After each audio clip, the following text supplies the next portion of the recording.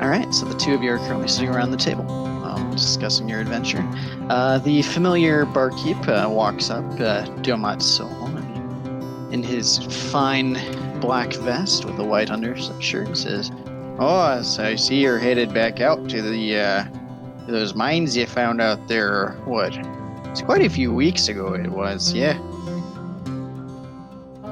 Hey, what does the level of the river look like now? Kind of walks over to the window, pulls down, says, "Well, from the looks of it, it's pretty much back to normal here." Aye, so if it is back to normal, where is the best place to cross it? Ooh, best place to cross the river. That's a toughie right there. I know that down in Nebraska, they finally finished that bridge going across, but then you'll still have to figure out how to cross the Lilyfall River. Suppose if you could find a boat, that might not be too hard to cross the river in, or a Drakor. raft. What was that? I'm sorry, I'm trying to address Drakor, sorry. Dumat. But, Drakor, there is a wonderful discount at a wonderful set of stables in Nebraska that we can get for horses. I already have my own horse, and you can get a nice riding horse there. It might make the trip quicker. Jacko thinks for a little bit. If you want, you can don't ride think my it horse would to make get it- there quickly. Jacko kind of like feels his beard a little bit. He says, "The problem is we still have to cross the river, and the Miserly River is very, very large." Nebraska also has that bridge. It'd be a We still good have to way cross the Lilyfall River from there. I am not familiar with how wide the Lilyfall River is. From how it was described to me, I believe it is not as wide as the Miserly. It is still wide, but we could see when we get there how wide it is. Or I'll turn to the what's his name? The guy who has the funny accent. Domont? Dumont. I'll turn to Dumont. Dumont and ask, does Independence have boats for sale or hire? Well, not that I know of. You could probably talk. I want to say there's a fisherman down the street. What was his name? I think his name was Dave Ingle. He might be able to let you know what the scoop is on that.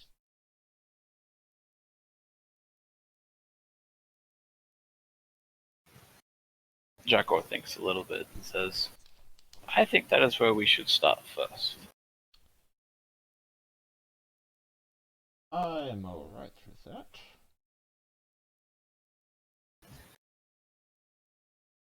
So I'll head down to the docks and see if I can find the fisherman. All right. So Domont kind of gives you directions down to it.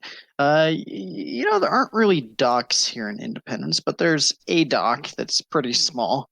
As you head down there, it's warm out, but there's currently some cloud cover and it's sprinkling a little bit. As you kind of walk down, you see this older gentleman with kind of this gruff gray beard and kind of long hair down to his shoulders or so, currently loading up some nets onto a very small fishing boat there on the river. I'll walk up to him and say, good sir. No, I well, trouble you for a I bit? didn't see you there. Yeah, what can I do for you? Would you be able to transport myself, a friend, and a couple of horses to the other side of the river?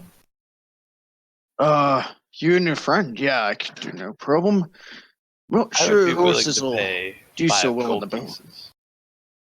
5 gold pieces, yes, of course. Oh, that's more than enough for you and your friend. I don't It would think I also can get include the a, horses over. No horses, huh? And he kind of looks back at his boat, which you now see is maybe only like 15 feet long or so, maybe like 2 or 3 feet wide. You know, you should really invest in a raft service. A raft service, you say?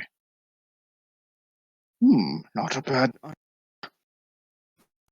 If I were to Large service. give you a good starter investment, if I were to invest in said raft service, what would I get in return? Well, if you were to fund the endeavor, of course, you'd get free trips for life. I believe I could probably make another start such a let's see, with the advertising. I'd If say I were probably to- about 100 gold. If I were to also advertise for you, Then I'm sure that would help us get more customers. could I get a small percentage of profits as if I were a working employee? Well, that depends. Would it be full-time work? I would do whatever I could to get more money. Perhaps we could probably discuss that at a later time. Very well. Well, I could. I'll turn to Greystone and say, well, it's up to you whether you would like to use this. Otherwise, we can chance trying to find another crossing up towards the old dam.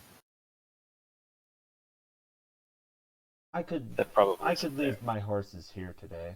I would like to use them. I haven't been able to go very far with them, but I understand. The problem is that the location of the mine is on the other side of this river, and to my knowledge, the only crossing was the dam we destroyed almost a month ago. perhaps you should get a bridge put right there. Aye, that is the plan, but first we must secure the mine. A bridge. Maybe make it a toll bridge. Take profit off of. Anyways, yes, we could take the boats, but then we have to walk. Aye. Very well then. All right, just wait just a moment. I'll turn to the return was that? passage. So I'll turn to the fisherman and said the 5 gold includes return passage. Yes, of course. When are you returning? Probably in 5 or 6 days. How would you like me to signal? Just a bonfire or a fire on the side of the river?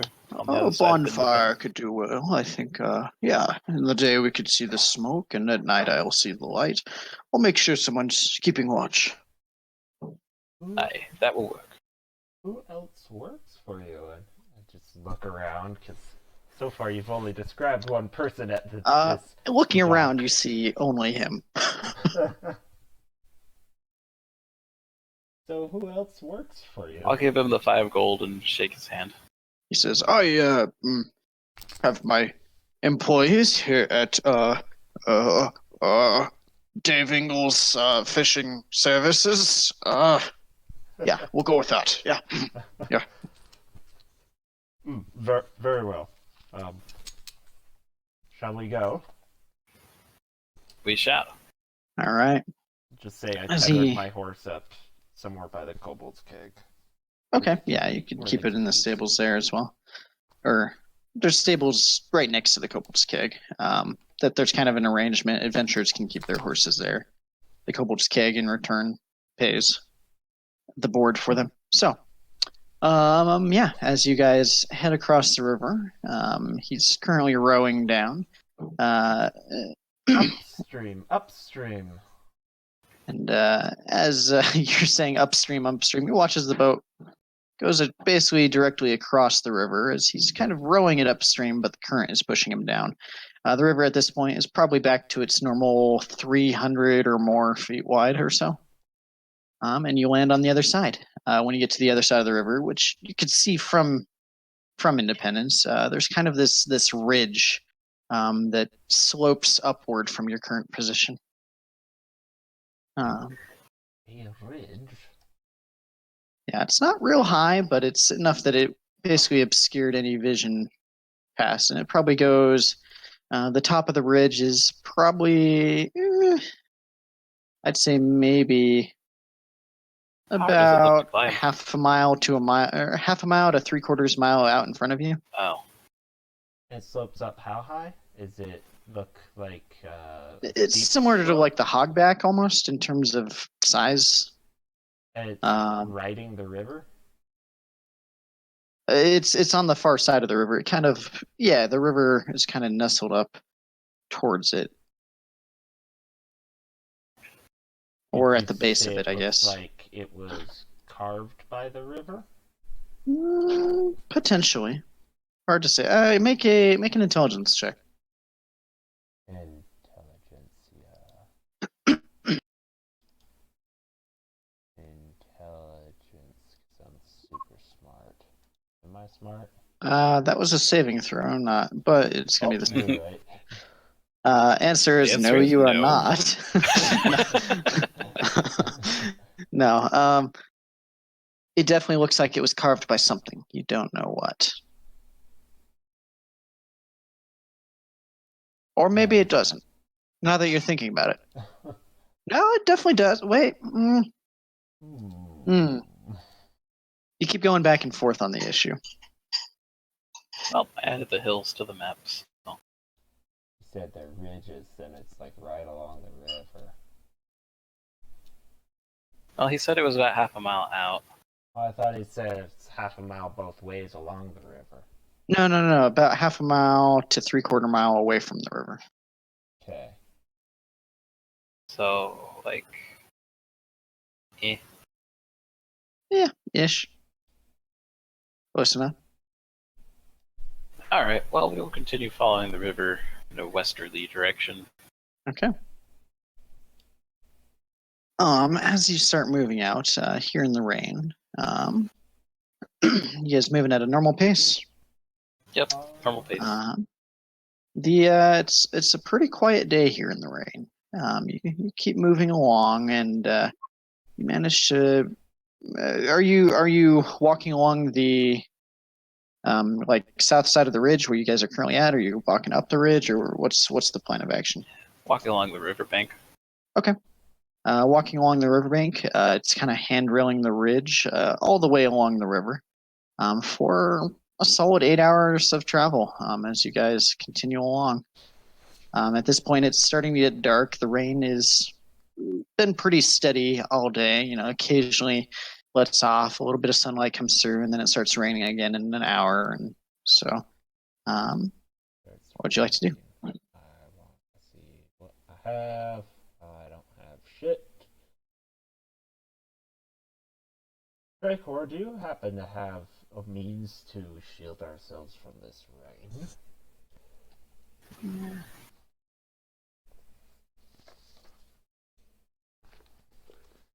Weirdly enough, it doesn't look like I do. I just have the bedroll. I'm disappointed. Explorer's pack. Is there anything else in the Explorer pack? It doesn't look like it. Not unless you would have had a tent, which I think you would have to purchase, or a tarp or something like that. Purchase and or take. Acquire. I'm We'll see. going to see if I forgot to add something to my inventory from last time. Doesn't look like it. As you guys are stopping here, 8 hours of travel or so, you've gotten just past a bend in the river where it goes from a westerly direction to a northwesterly direction. You're maybe a little bit past that, half a mile to a mile, somewhere in there. Looking around, I forgot to write down your guys' passive perceptions. Whoops. They're 12. No, mine's pretty bad. Yeah, it is. That's okay though. Okay, so Drakor, looking around, you managed to you see basically one solitary tree just to your north, up the slope, just a little ways. I will point it out to Greystone and says, perhaps we can seek shelter here tonight from the rain. Yeah, that would be much more preferable to this shit. All right. So you head up there and start setting up camp. How, if at all, would you guys like to do shifts? So typically what I've done in 2-player parties is somebody takes first 2 watches, somebody takes next 2 watches, and then we chance the last one. So that gives us the amount of hours that we need for the rest.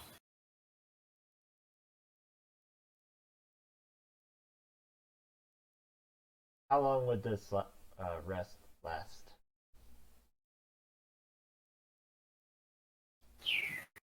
It's like 10 hours, I think. On that,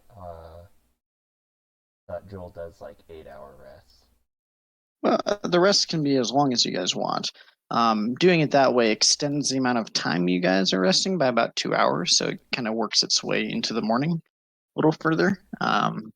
What is that? Does that benefit us, or can we still get a long rest from just 8 hours? You can from 8, but basically during a rest, you need a minimum 6 hours of sleep.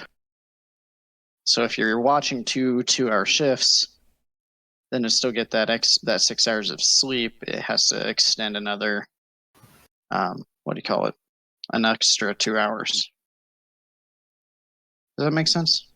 Yeah, so like we have to out get of- 6 hours of sleep total. So somebody would take the first 2 watches, while somebody gets 4 hours of sleep. Somebody takes the next 2 watches, the other person gets 4 hours of sleep, and we chance the last one. So everybody gets 6 hours of sleep. So you could still do it with an 8-hour, or you could still do it in 8 hours. It would just be more time you'd have to risk it with no one keeping watch. So up to you Okay. guys. Sure. All right, Drakor will take the first 2. And Greystone taking the next 2. Mm-hmm. And nobody taking the last one.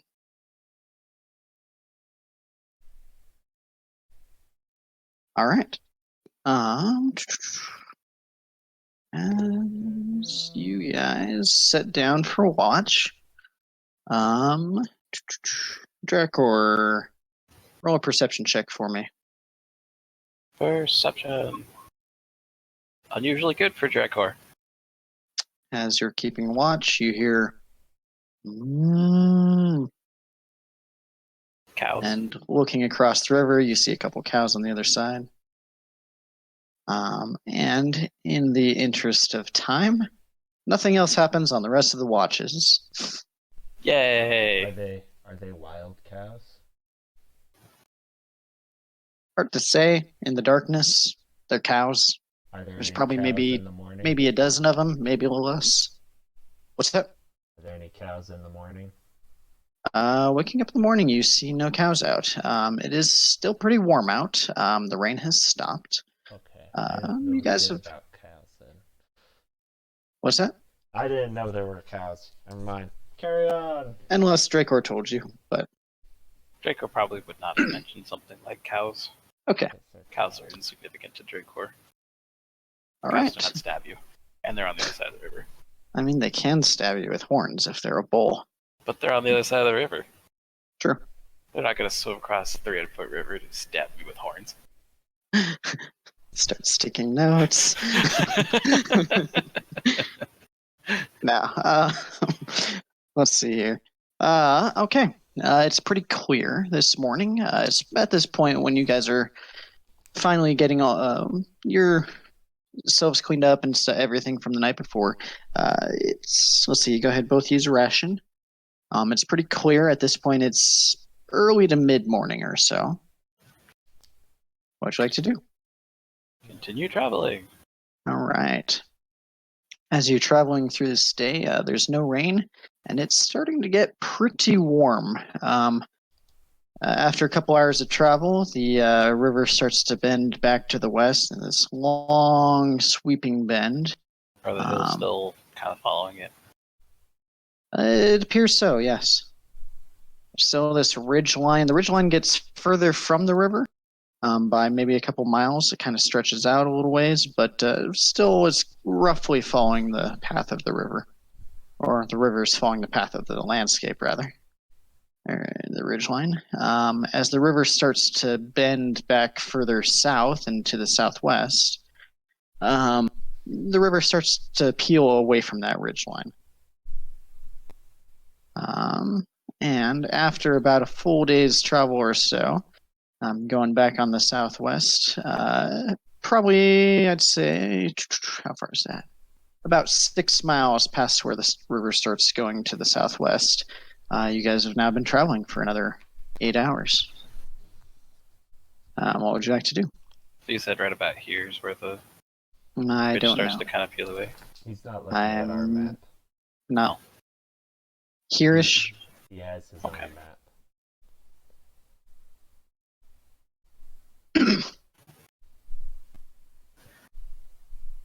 Okay. And just looking from right there, you can see the ridgeline continues on several miles at least before it gets out of view. Just to the west, it continues? Yep, to the kind of west, northwest-ish. And after that point, you can't quite see. And also, as you... Sorry, I forget to mention, so I will use your map. Probably right about here or so. You started working your way into a bit of a wood line, and you're now currently in some woods. They're not thick woods, but it's mostly deciduous with some pine trees scattered here and there. Thank you, Chris. Oh, Joel, just want to let you know, since Chris is helping me map, any gold that we get from it, I'd like to split with him. Sweet. I'm not used to having somebody help me map. It's very nice. I would prefer you don't use the really thick one, 'cause it doesn't leave room for details. All right. So now, after traveling into these woods, probably about 3-4 miles or so, it is now approaching evening. Can I suggest we follow the river? Keep the river in sight as we go through the woods? It's kind of the plan. Until we get to the dam? So I'll tell Greystone roughly what we're looking for is there's a little spur that the goblins dug off of the dam that's not very big and currently isn't flowing water after we broke the dam. So in order to find that again, my guess would be we're going to need to go backtrack to the dam again and follow it for the dam. Okay. And you would have easily been able to say all of this while you guys were traveling. So. Okay. And that is what we will do. All right. So as evening is approaching, and actually because you guys woke up later, you could travel just a wee bit farther. It's. Do you want to stop traveling at evening when it's getting dark, or do you want to stop traveling after the full 8 hours? And I'm assuming we've got daylight for more than 8 hours a day. Yeah, you got a little bit of daylight you could keep going in. But with the amount of time it takes to set up whatever camp you'd make and rations and stuff. So cool. Yeah, I'll just assume you went the full 8 hours. I think the full 8 hours sounds good. All right, and as you're sitting down to camp, using the same shifts? Yep, same shifts. All right. Now this time, as you're sitting down, you both eat your dinner. Go ahead, use a ration. Drakor, perception check. You just did. Drakor, looking around as you guys are sitting down, you see a number of footprints towards the edge of your camp, but a little further away. You see the footprints of several goblins and also several They almost look similar to wolf footprints. And you rolled survival check prematurely. Oh, But I that, figured when you told me you found the tracks, you were going to ask me to roll one, so I rolled one for you. yeah, I was going to, so I will allow it this time. Okay. I'll wait till you ask next time. Yeah. Looking at them, you see, with that roll, you're able to identify that there are the tracks of 9 goblins and 4 wargs. A warg, it's a strange creature that the goblins raise. It's very similar to a wolf, just with a larger, more muscular back structure, and kind of some messed up facial features. Is probably the best way I can describe it. Yeah, so you find these tracks kind of at the edge of camp. It looks like they're a couple days old, but they've been in the area recently. I will inform Greystone. I will also inform Greystone of the weird lady that I ran into. Weird I call her? lady. Hold on, I need to look back at my write-up for this. A maiden riding a stag. That's how I described her in the story. Sounds like a fantasy creature. And I'll also tell him that she threatened that as long as we are enemies of the goblins, that we are allowed passage through these woods. Don't make friends with goblins. Make friends with ladies on stag. Got it. Was there one lady or 2 ladies on the stag? Only one that stepped out to show herself. There were multiple people, as there was about 16 arrows that landed at my feet during our encounter. Do you think if we made a ruckus, they would come out and guide us to the mine so we can clear out goblins? Are there goblins in the mine? There's no goblins in the mine. There's spiders in the mine. Oh. If we made a ruckus and we got their attention, do you think they would tell us about where goblins are in the forest?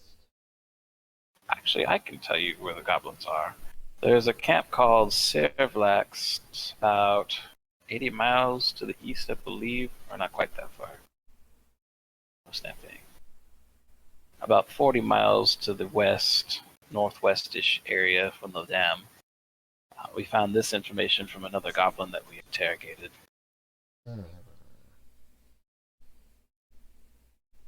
But there is no bounty camp in this forest. That is an interesting thought. Perhaps we should hunt down the goblins and find out. Would that cause enough of a ruckus for them to appear, do you think? Maybe. Would we get paid? No. Oh. You said their tracks are a couple days old, right? Correct. Probably 2 to 3 days. Hard to tell exactly, but with the rain recently. I'll mention to Greystone that the chances of us tracking these goblins down is slim. The 3-day-old tracks, and we'd be traveling through rough terrain. It's too bad we don't have one of them ranger people to help us find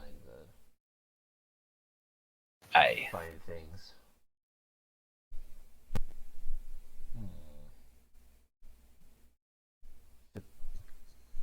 I feel like the people of the forest would know where goblins in their forest are, though. A lady on a stag sounds like she knows the forest pretty well if the stag's gonna let her ride it. Druids are mysterious creatures for sure. Druid? You just said it's a lady on a stag. Let's go find the mine. I don't want to mess around with no druids. I have no idea of any other type of person who was able to ride a stag besides a druid. Yes, let's go find this mine. I am rather not favoring a druid right now. I would prefer to find the mine as well. The sooner we get the mine cleared out, and then we can get the Surveyor's Corps to establish a road to it, the sooner we can improve that armor.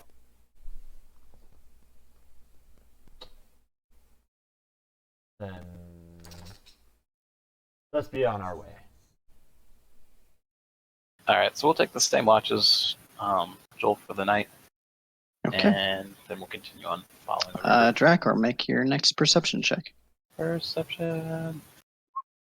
Terrible. That's the rolls I'm used to. As the night is continuing onwards, it's pretty quiet. It's pretty warm. But on the horizon, you do notice a couple clouds that may be coming in soon. And with that, your second shift comes to an end. Greystone, go ahead and make a perception check for me.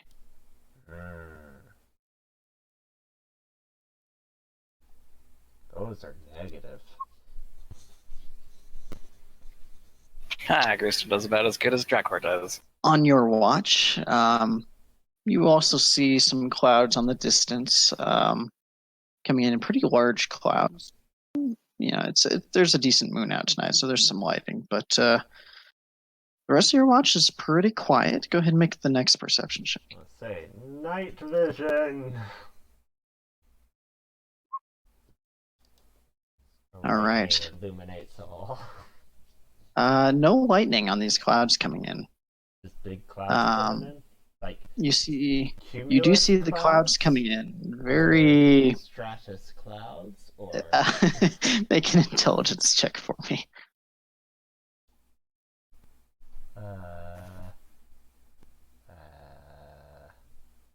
All right. Oh shit! Clouds. They might not be clouds.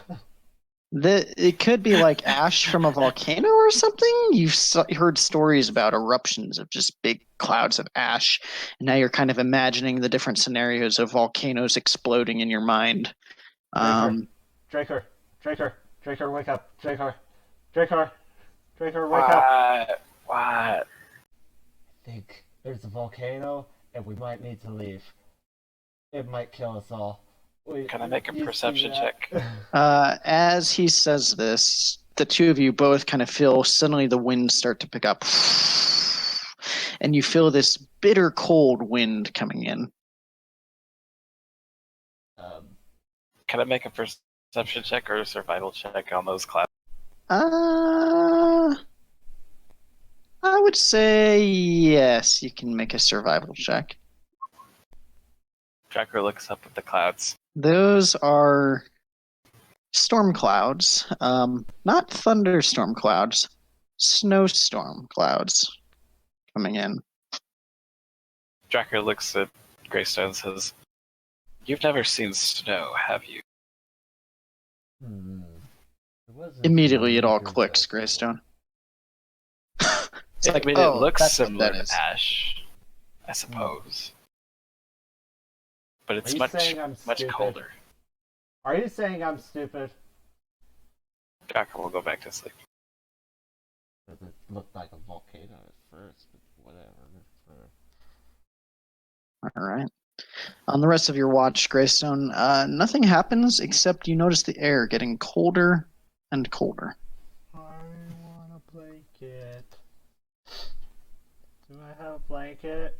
I want a blanket. Do you have a blanket? Do I have a blanket? I have a bedroll. A You backpack. could probably curl it around yourself. It won't be as effective, but might keep you a little warmer. Oh yeah. A striker gave me an ironwood shield. Yeah. I only have my bedroll. I need to use my bedroll to try to keep me warm. Okay. As you guys both fall asleep for the last shift, I need you both to roll a Constitution saving throw for me. Constitution saving throw. Saving throw, Zach. Oh. which would be a 12 plus, or excuse me, 8 plus. I think I just add 3 to that. Can I just add 3 to that? Or do you want me to actually roll it again? What level are you? Oh, no, Do 2 to that. 3 or 2? Add 2 to Okay, yeah, I was gonna say 2. So yeah, you don't add the 2 because you don't have that. Oh, never mind. Just proficiency use in that then. It's the constitution. same Yeah, I'll thing. just use it. It's the same thing. Cool. Did we make it? Yeah, okay. Did we make it? As the two of you are waking up, it's frigid. There's a layer of frost on everything around you. You can see your breath in the morning air, and it's noticeably foggy right now. Jackal will take a deep breath and go, I love this smell. I'm not fond of being cold. Shall we get moving quickly? Warm our blood. And we will continue following the river. All right. Do it at a fast pace to warm our blood. All right, at a fast pace then. So let me do some math again. Cool. At a fast pace, after about 2.5 hours of travel, up ahead of you, Drakor, you start making out the. Actually, it wouldn't be 2.5 miles. So after about 3 miles, finally through the fog, you start to notice some of the features of the dam that was broken. You kind of hear the running of a waterfall, and as you approach closer, you see there's still kind of this large, almost like a berm or so, where the dam had once been, with water currently just flowing over the edge, splashing, 40 feet worth of just cascades, just flowing down. At the base of it, there's a small, not necessarily a lake, but a small place where the water is currently gathering and swirling, and before moving downriver. So as we get up to the top of the waterfall, I'd like to kind of take a look at the remnants of the dam, just to see if it could be made passable, or if you could build a bridge over it, or if you can just jump and walk over it. Make a perception check. Perception check. That one. Looking here, it's a little hard to look through the fog. However, you do notice that the river is flowing heavily enough that you could probably build a bridge across here. As far as just wading across and stuff, it's probably too deep for that. Current probably running a little too fast. As you are looking at it, you do also notice that the channel that the goblins had made before, diverting water off to the mines, still has a fair amount of water flowing into it, almost as if they had come back and made some modifications of sorts. It's not nearly as much as before, but the channel itself now is probably about 15 to 20 feet wide, with water flowing at a pretty good rate through it, off to the northwest. Point this out to Greystone and say, this is going to be a problem. How so? Well, this flow of water that's going through here is going into the mines. So we'll need to block the water at some point. How big is the stream? About 15 looking feet at wide, it, it's about 15 to 20 feet wide. It's not too deep, maybe only 2 to 4 feet, depending on the location. It's a lot of water. But it's running pretty quick. Yeah. Oh, dang. I can see across the dam. With the fog that's currently just sitting here at ground level, you can just barely make outside the other bank. I will not do that.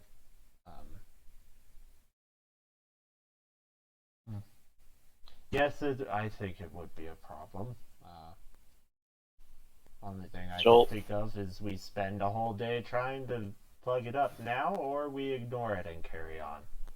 Joel, can I remember if there's an area where it would be easy enough to plug it up further down the channel, or is this going to be... Make a history check. History... It might be easier to plug it up here at the river. What you remember of this stream or this channel? This what would you call it? Call it Yeah, channel. a channel. What you remember of this is that the goblins had cut down all the trees immediately surrounding it to build it, kind of bolster up the edges and stuff, and divert the water, and use the wood as a base for building berms up. You do know maybe a couple miles down the river or down the channel, there is a point where it makes a slight turn that might be a little easier. It's hard to say. I'll tell Greystone about it and suggest we go to the small turn. All right. I imagine it'd be easier just to prevent water from flowing down it from the source. But okay. All that water has to go somewhere.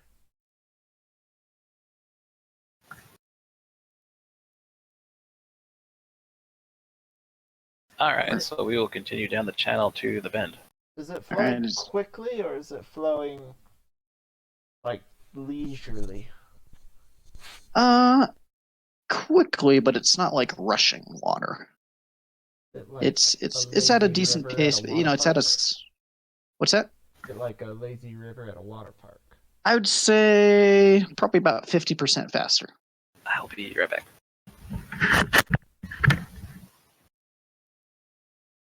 All right.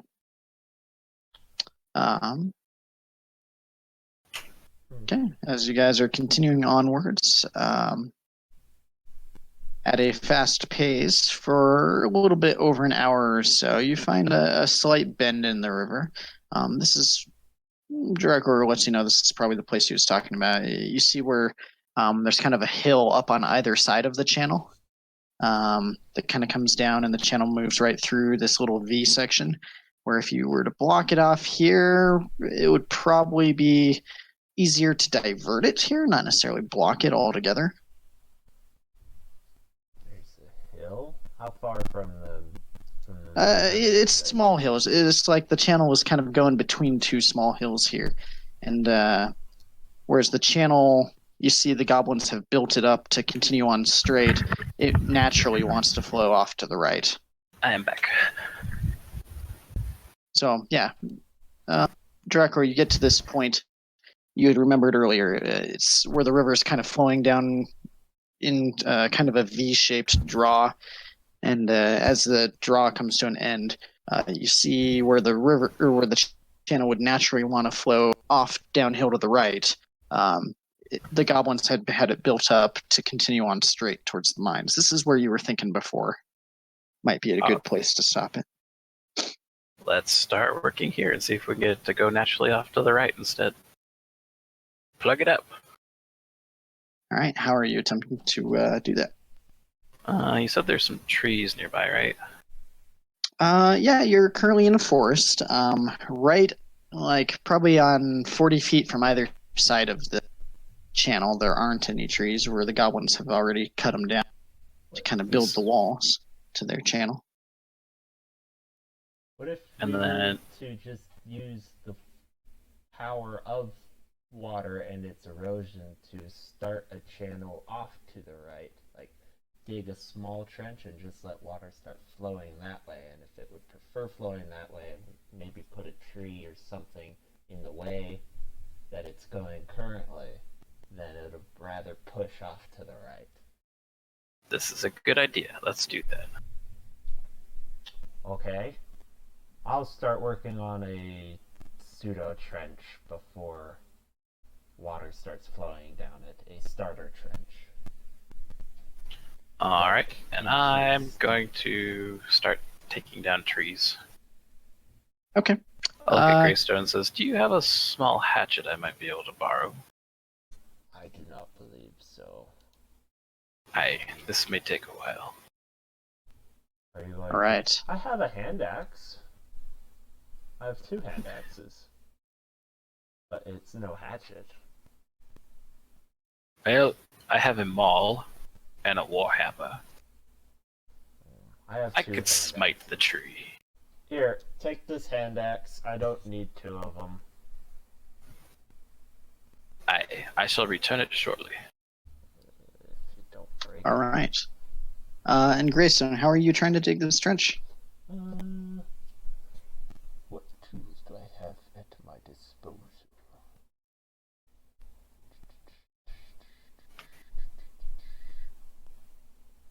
Oh, I still have that? That would not make a good tool, though.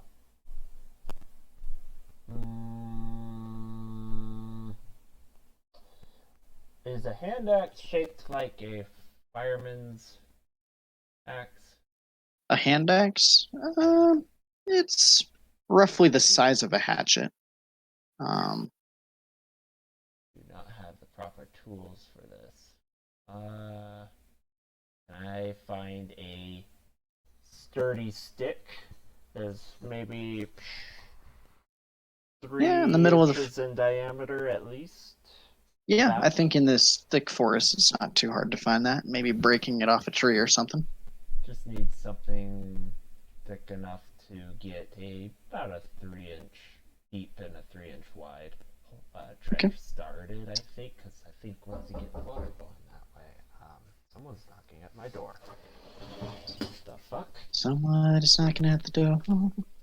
Somebody's ringing the bell. Do me a favor and open the door. I haven't heard that song in a while. I was gonna say that was pretty good for making something up right there.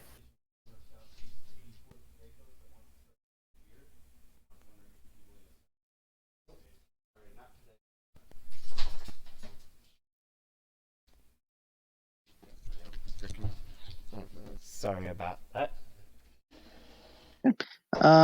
Yeah, while we're okay, as you guys are attempting to cut down trees and dig a trench, Drakor, roll an attack roll for me, please, with a hand axe. Can I just give you a strength check? 'Cause I don't know what Yeah, that is. do strength check plus proficiency plus. It'll Yeah. be So your 15. Okay. Damage, roll a d6 plus your strength.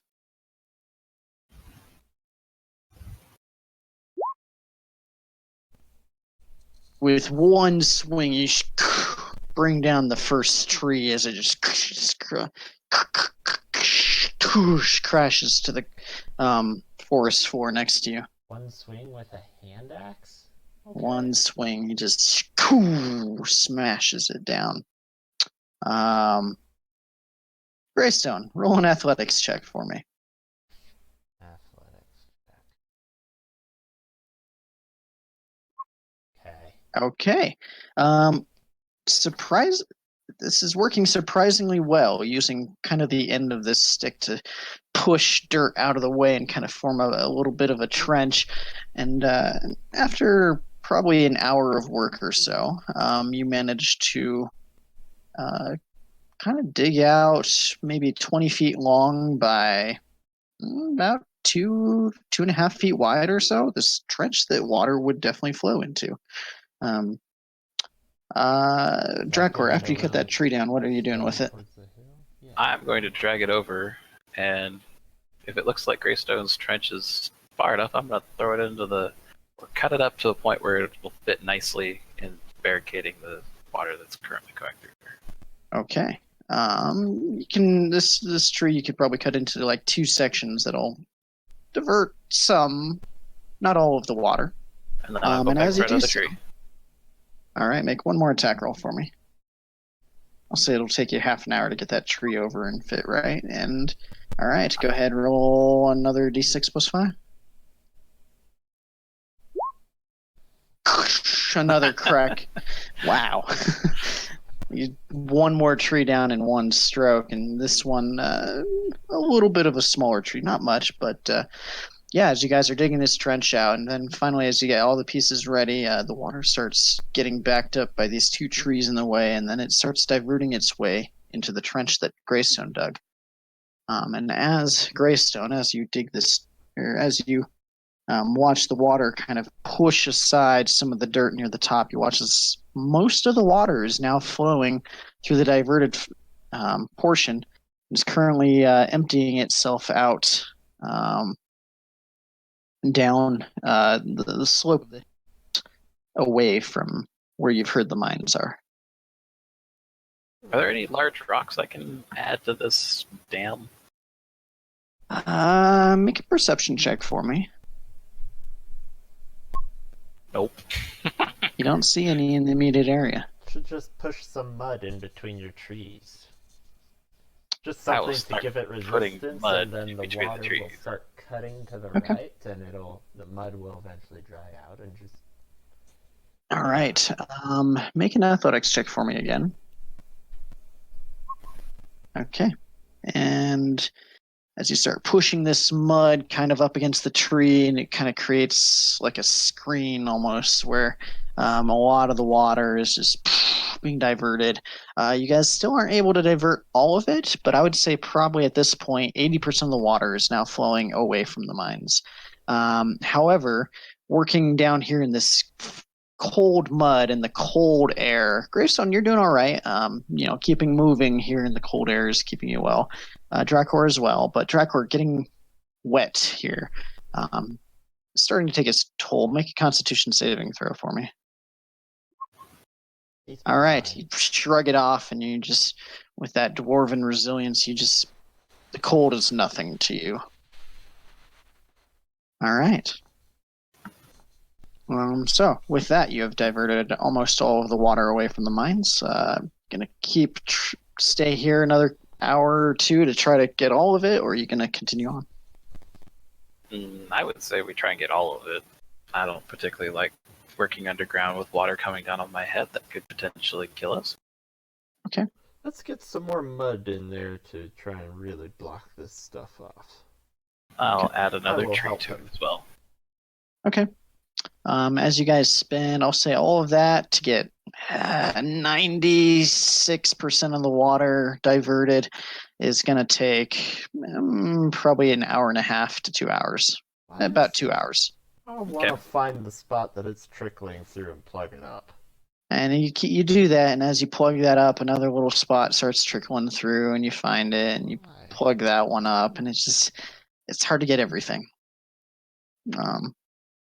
You manage to get it to where it's maybe it's a slow trickle through, maybe a foot wide, a couple inches deep. Yeah, I agree with that one. And yeah. Okay. At this point, evening is approaching. It's not here yet, but the day has the fog has lifted, but it is bitter cold. All right, so I guess for the evening, on my watches, I'm going to make a fire. Okay. Who's heading up the fire?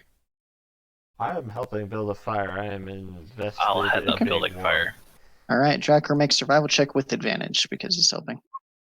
Okay. You guys are able to gather enough dry wood and sit down and start a fire up to start warming yourselves here. And as you guys are kind of getting this fire, you just got the fire up and you're starting to get your rations out. Drakor, out of the corner of your eye, you see some movement. And as you look over, make a perception check for me. The intelligence check goes for me. Okay. I'm trying to think if my character might recognize this from the last time that this happened. Okay. You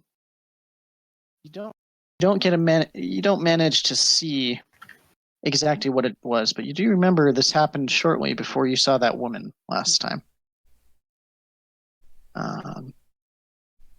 I'll look at it could be her. Or look at Greystone and say, "On guard, we have visitors. It may be the druid." I'm gonna draw my sword. Druids, okay. You say? Come out, you druid! And as you hear your voice kind of echo off some of the hills, silence. Are you sure? Jacker will remain alert, but sit there warming himself by the fire. Okay. All right. It's surprisingly difficult to keep this fire going in the cold, weirdly enough. But you guys, with some effort and a lot of firewood gathering, managed to keep it going. You each to make a Constitution saving throw with advantage now. Don't suppose the druid is upset with us cutting down trees, do you? It's possible. She just told me If to remain an it- enemy of the goblins, which we are currently destroying the goblins' work, perhaps creating other problems in doing so, but we are destroying their work. Perhaps with her help, if she would be willing, we could plug it at the dam. Why hasn't she tried plugging it up? That's a question. Why haven't they tried stopping the goblins? Right. Let the people who have technology do everything for this. We don't do any work. Trees, trees, trees. All they think about is their trees. And I met a druid once. I don't remember how that went, but he was small.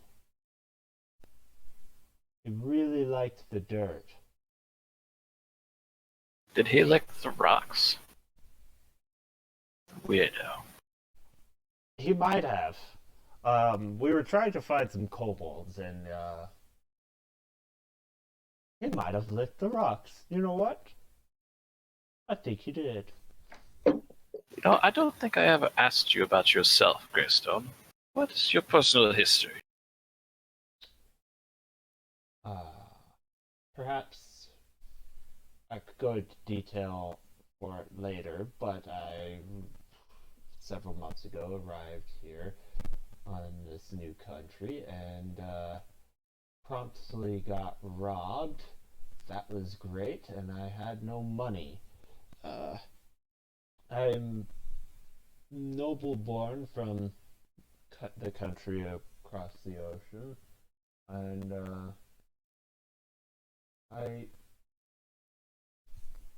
I'd like to leave it at that. I'm trying to build a new life for myself out here.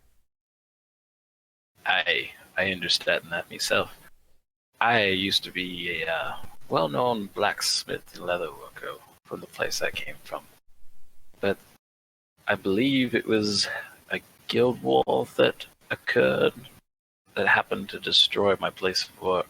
So I came here to Independence seeking a new life and also to improve my skills so that I may one day take revenge on those evil forces. They were all bent under me. What evil forces are you talking about? The ones who destroyed my guild, of course. They ruined my livelihood. What were they? I have nothing. I believe it was a competing guild.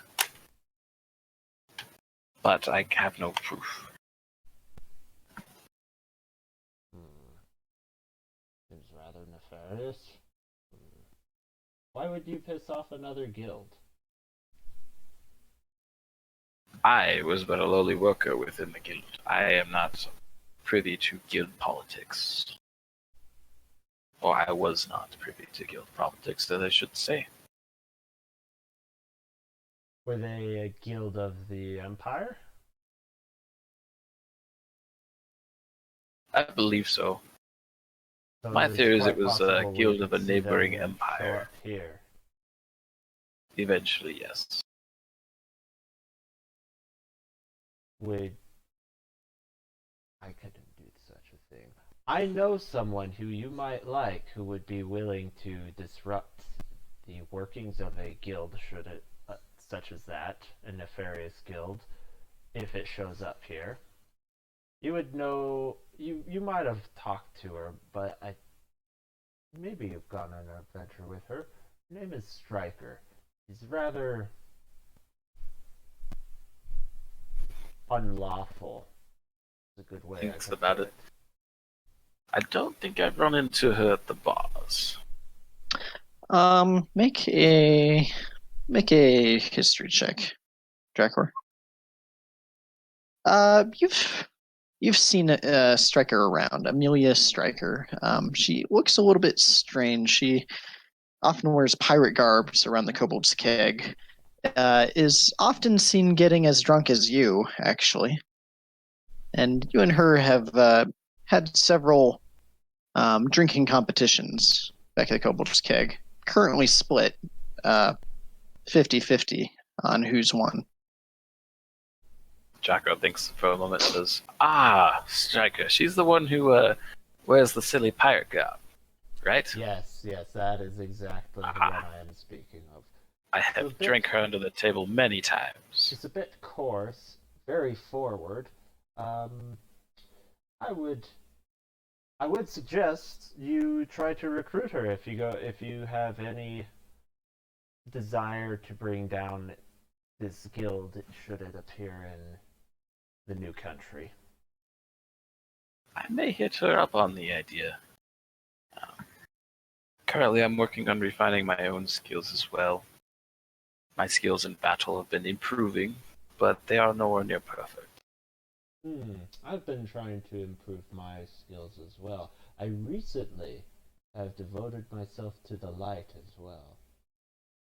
After a harrowing experience with a giant winged thing out in the ocean, I nearly died, and I prayed to the gods, and they answered me with a mighty dragon that took down the other winged monstrosity.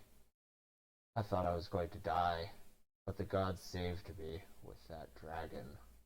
And now I devote myself to the gods as well. Actually, mostly just to one god, the storm god, because that was crazy. There was thunder, lightning, and a dragon. So which god is that? Is that Tereth?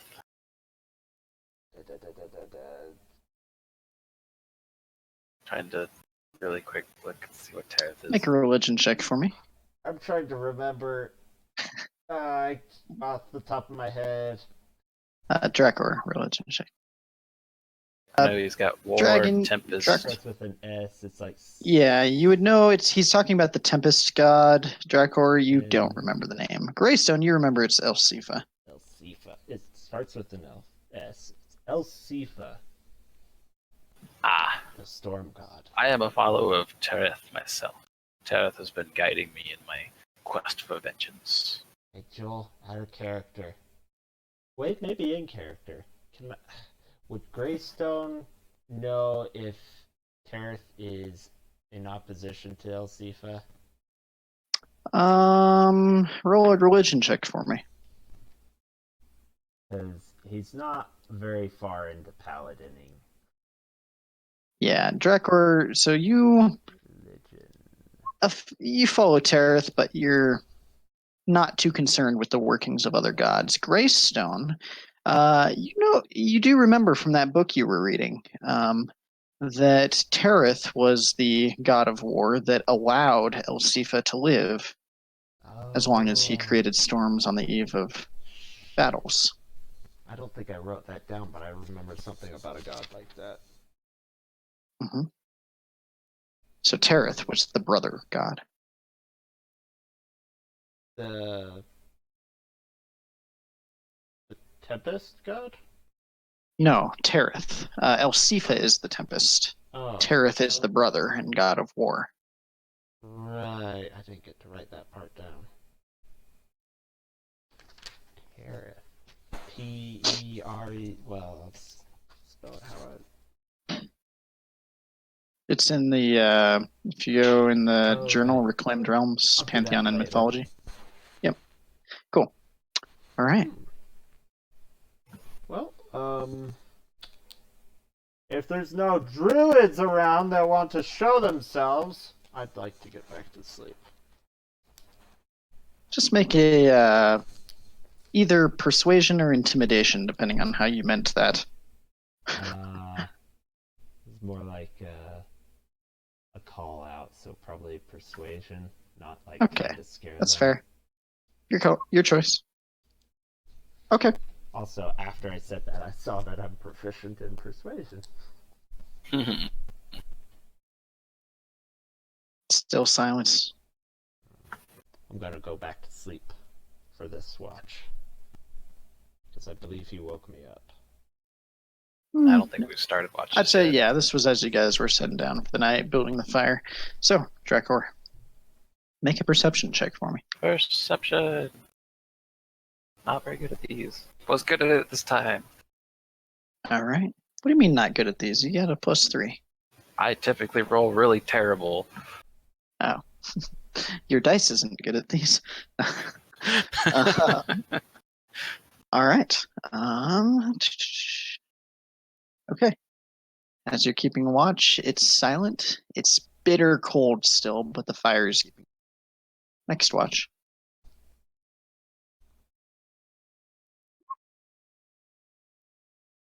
All right. As you make a quick rounds, you go check on the makeshift dam the two of you have made, and it seems to be holding up pretty well, actually. Doesn't appear that there's any more water coming through other than that little bit that you guys were struggling to get out. Does look like it's channeled and more. It's starting to settle in. It's a little hard to see here in the dark, very far out, but it appears to be settling into a channel off to the northeast, flowing. Just along the natural flow. And with that, Greystone, your watch is up. My watch.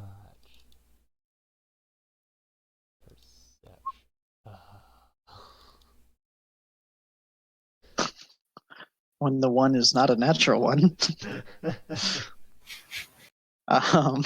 As you are keeping watch or trying to. Hooray for crap stats. The fire starts going out, and you immediately, in a scramble, start gathering more firewood and stuff, not paying any attention to your surroundings while it's happening. You manage to get there enough firewood to keep it going, and all of your attention is devoted to that. Fortunately, nothing happens. Shit.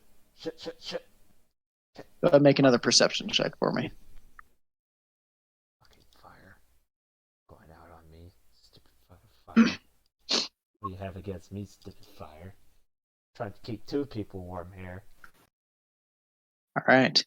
This time, as you keep the fire going, it's not much of a problem. You're able to actually focus on looking around. You see as the clouds start to come in again, and you watch as a couple snowflakes start to fall. It's not quite as bitter cold as it was when the wind was coming through, but it is starting to snow. I'd like to make a prayer. Okay. To Elsifa. I'd like to pray, Almighty Tempest God, please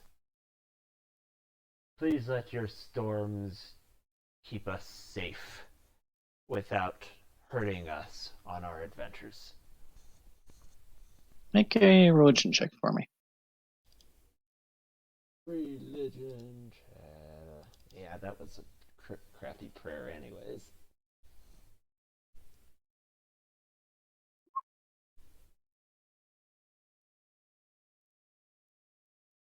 Somehow, safety in the storm. As you're praying, it kind of occurs to you, that's not really the way that Elsifa seems to work. Yeah. I had a different way of doing that, but I'm tired and I didn't think of it right. Yeah, it seems like, granting safety doesn't seem to be one of your deity's priorities. And with that, as you go to sleep for the last watch, as you guys are asleep, the fire does die out. I need you each to make a Constitution saving throw. Really get blankets. Constitutions. Throw. I can do good at that, except now I can't do good at that. I take point of exhaustion, yeah? Correct. As you guys wake up to about 2 inches of snow on your persons, Drakor, you just kind of wake up and you shake it off. No deal. Greystone, it has significantly cooled the chainmail you're wearing, and it's cold, and you wake up shivering, and it's a little hard to get moving, but you do manage to. You do take a point of exhaustion as the two of you wake up for the morning. What would you like to do? We'll pack everything up and start heading towards the Spider-Man. All right. Drakor, yeah, not Greystone. Use a ration if you did not already. Good reminder. And as you start heading off at a normal pace, fast pace. Normal pace. It's not that far away. All right. As you start heading out at a normal pace, after roughly an hour and a half of walking at this point, you come across this sound, and you look up ahead. Drakor, you notice once again a mine shaft on the left side with this little bit of water flowing down into a now exposed hole in the ground off to the right. This mine shaft coming out of the mountain has these rails on it that would be often used for mine carts. You recognize. There's currently no mine cart there, but it appears to go into a cave. Maybe it varies between 5 and 10 feet wide, and heading down into the earth. All right. Well, I look at Greystone and said, "Shall we check it out, my friend?" Sorry, what was that? Someone knocked on my door again. I just asked if you wanted to go into the mines. We've arrived at the mines. What can we expect in these mines? I've been told they're called the Spider Mines by the local goblins. I would expect spiders. What if it's just got all kinds of branches to it, like a spider leg? Well, we shall find out. Our job is to clear it today. Oh. Not really an exterminator, but okay, let's go. And All so right. we enter the mines. As the two of you start following this minecart rail down, it appears that some decent work has gone into it's kind of smoothing the path out for a rail, and it's heading down into the earth. Winds to the left and to the right, and down steep and then down shallow. And it's winding through this kind of cave, and you can see where pickaxes have kind of appear to have worked away some sort of metal pried from the rock. Little bits of it remain. As you guys continue heading down, the path stays roughly 10 feet wide most of the way. And finally, you get to where it starts opening up. And as it starts opening while up, we're moving through here, Drakor would like to stay alert for possible spiders. Oh god, I've zoomed in far. As you guys are I can see my beard here, Greystone, it's just about impossible to see anything down here. Can't see shit down here. I'm going to light a torch. Okay.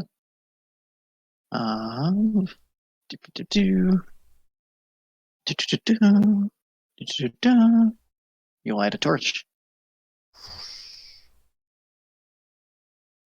That's and Drakor, at the very edge of your vision, there appear to be two bodies of some sort down on the ground.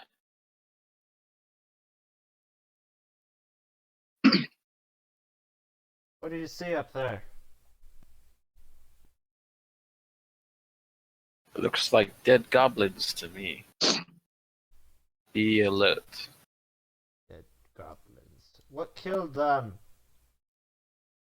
That's what I'm going to find out. Don't leave me I'll come up to behind. and As you investigate. move, what's that? I'm going to investigate the bodies to see if I can see what killed them, and also see if they have anything nice on them. Go ahead and make an investigation check. as you come up here, you can see there's still quite a bit of water pooled up inside this cave. The walls of a good chunk of the cave are wet. You're not sure if they've been flooded before or if it's just from naturally the water evaporating and clinging to the walls. So you look at these goblins here on the ground. There appears various piercing and bite marks along their necks and their torso. And Vampires. you're not sure what it was that got them. Whatever it was, they died very quickly. On their bodies, you don't see much valuable. You see some really half-rotten leather armor. You see, what do you call it? Some pretty poorly made scimitars. And as you see up to the northeast here, you see a light on and a torch burning on the ground with another dead goblin, freshly killed, right next to it. Being very cautious, I will approach to investigate the goblin and search the area. Okay, give me 1 second here. Pause. Because the thing stop.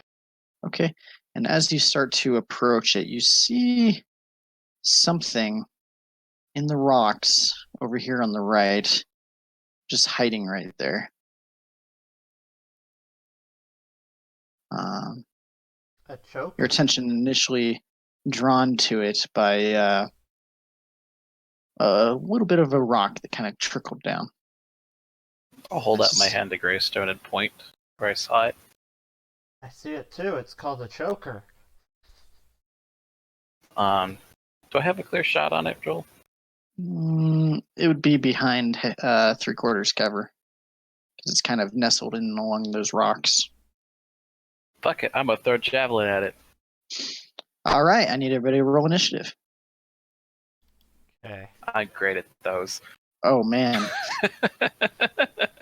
I'm hoping I get a surprise round off here first. So I wanted to throw a javelin at it. Yeah, I was gonna ask, does he get a surprise round? Or a surprise attack at least. 1 moment. Oops. Nope. Drakor is not second in the order. Nope, I am dead last. As you start pulling out javelin to throw at this creature, it's kind of nestled in there in your pack. It appears to actually be frozen to a little bit of your pack, and you kind of stumble a little bit while pulling it out, and then immediately this creature starts jumping out towards you. This creature is long and lanky with these almost rubber-like skin and jaws.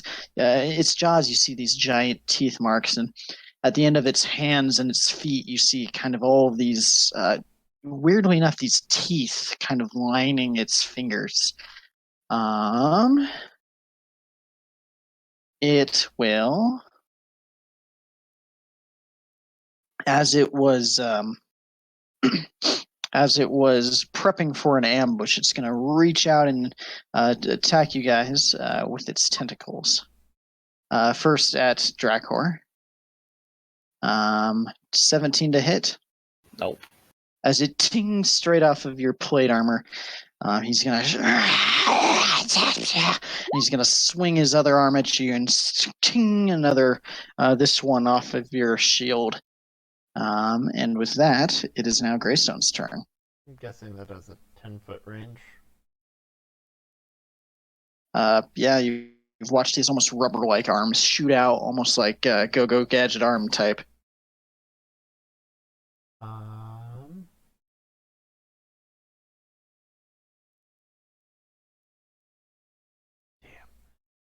I'm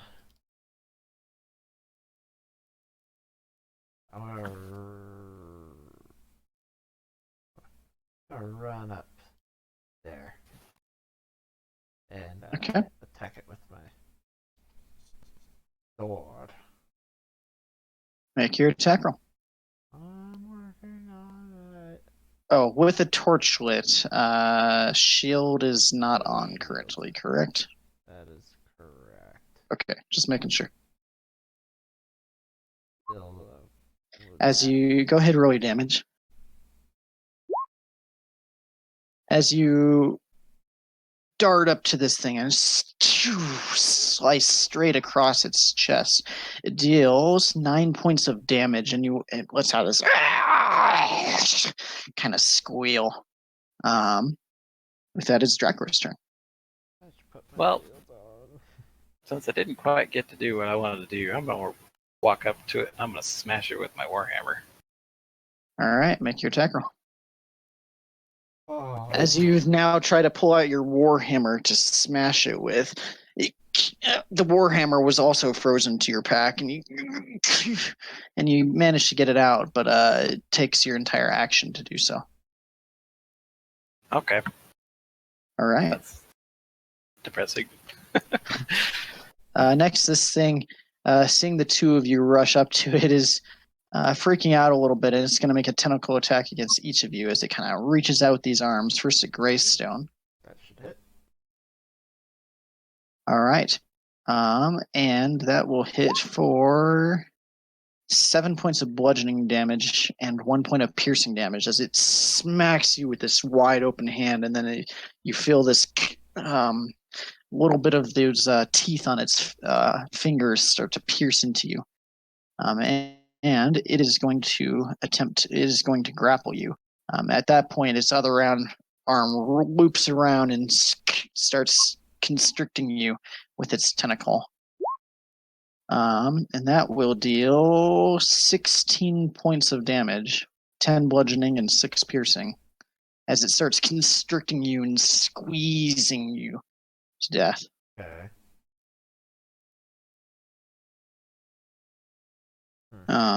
Next up is Greystone.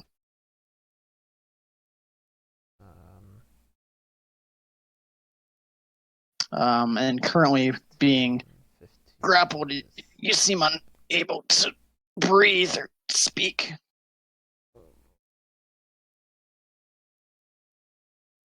Am I able to attack? You can make an attack roll with disadvantage. Okay. I'm going to try and stab it in the eye. All right. Or maybe I should just try to... Yeah, I should try to escape.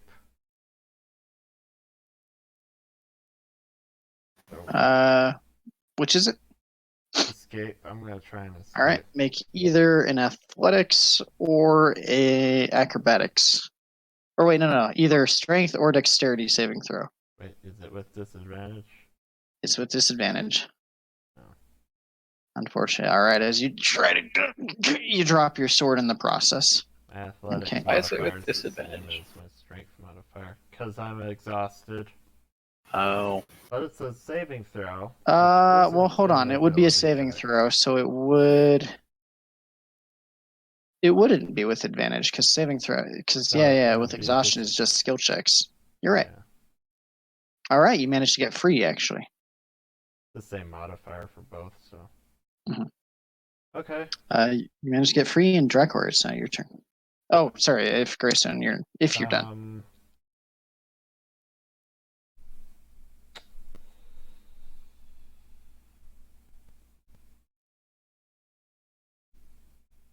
Crap. How much does that get me? Can I use my... Wait, no, I can't. That's an action, I'm sure. Oh, bonus action.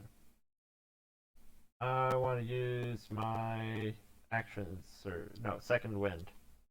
Okay. To get some health back, so it's a 1d10 plus my fighter level. What's your fighter level? 10 plus 3. 5 health. All right. Okay. And next up is Drakor. Smashy, smashy. All right. Or As you minimum swing damage. your warhammer at it, you crack it right in the skull, and it falls over to the ground, dead. Died? Good. I don't Yeah. like that thing. I'm gonna drink a potion. Okay. 2d4 plus 2. Correct. While he's doing that, Drakor is going to investigate the area, both the goblin, the choker, and over here. Okay. As you're looking around, While being perceptive. as you're looking around this area, on the goblin itself, you see 31 pieces of copper and an ironwood shield. Ironwood shield, huh? Take it. Taking him. And the ironwood shield looks like it's worth quite a bit, actually. I'm going to switch out my current shield with the ironwood shield and then divvy up the copper pieces. I'll give 16 to Greystone. So Actually, this I'll give ironwood all 31 to Greystone. Oh, okay. So this ironwood shield, it functions as a normal shield. It just looks dang good. And is made out of ironwood, which is a very firm wood that you've actually never dealt with before. I have an ironwood shield.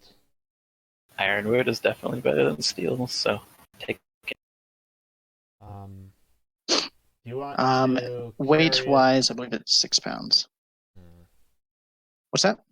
I'm going to sheath my sword, pull out my shield, and hold a torch in my main hand. Okay. All right. Looking around, it's now eerily quiet once more. What are we doing here again? Killing spiders or killing goblins? Or killing whatever that is? Because that's not a spider or a goblin. Greystone looks at the choker, or Drakor looks at the choker and goes, we need to clear the mines. It appears that the goblins do not have the entire intel of this place. They said spiders. That is not a spider. It is spider-like, but it is not a spider. We need to tread carefully. I think goblins might be a bit retarded.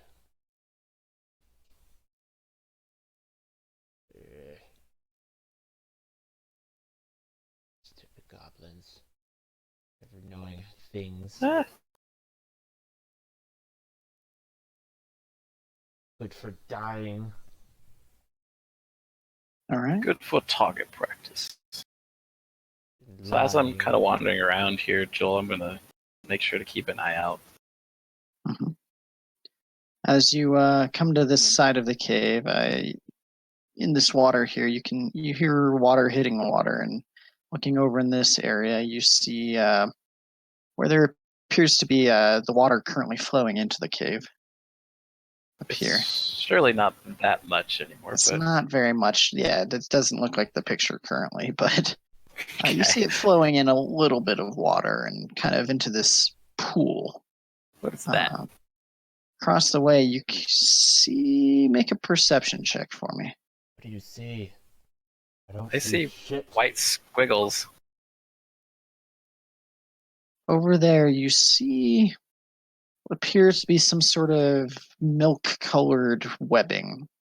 Is it moving? Drakor, is it moving? So Drakor will turn and say no, but there are spiders across this river. Think they'll kill us? I think they'll try. You think we could kill them? Are they big spiders? Absolutely. How much webbing is there? There is lots of webbing. We will have to burn the webbing. I got a torch. You could go pick up the torch from the other way. I have torches myself. Where are you going?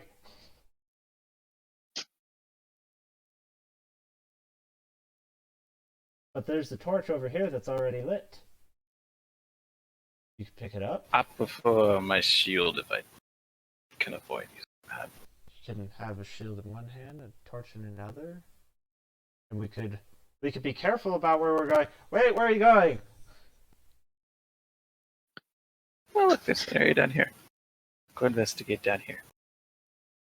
As you start walking that way, the path gets very narrow up against the water. Down the water is probably about 6 or 7 feet below. It doesn't look like it's moving very much, right? It's not doesn't look moving like- a little bit. It's flowing maybe just barely to the south, I guess. Okay. Well, since the grid system doesn't allow me to, it looks like it's wide enough for me to walk by, so I'm gonna Mhm. kind of walk this way. Yep. Oh. And kind of over here, you can see some various supports that have kind of been built into this cave, and another almost looks like some rocks fell down from a cave in down here. As you come around the corner, you can see another dead goblin.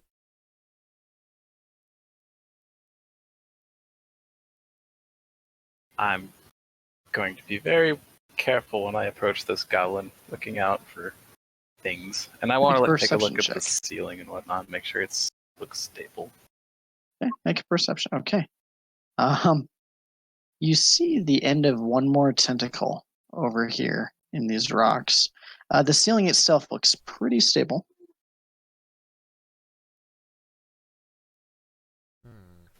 So I can see another tentacle in here somewhere. You do. Kind of down here on the rocks, and actually, Here-ish. Aha. Is there anything in there? I'll look at Greystone and whisper, "There's another one." What if? And I want to charge it and whack it again with my. Except I'm going to utter a prayer and cast Shield of Faith. okay. Roll initiative again. Again? That's better than last time. Again, So. he says. Okay. That's the same as last time. This time you are actually able to run in and try to smack this thing. Go ahead and make your attack roll. Boom! As you slam down on it, you deal 9 points of bludgeoning damage as you hear this sound, as it was not at all expecting you to come in and smack it with a hammer. Anything else you're doing? Zach? Wait. Oh, whatever. Zach? Zach, are you there?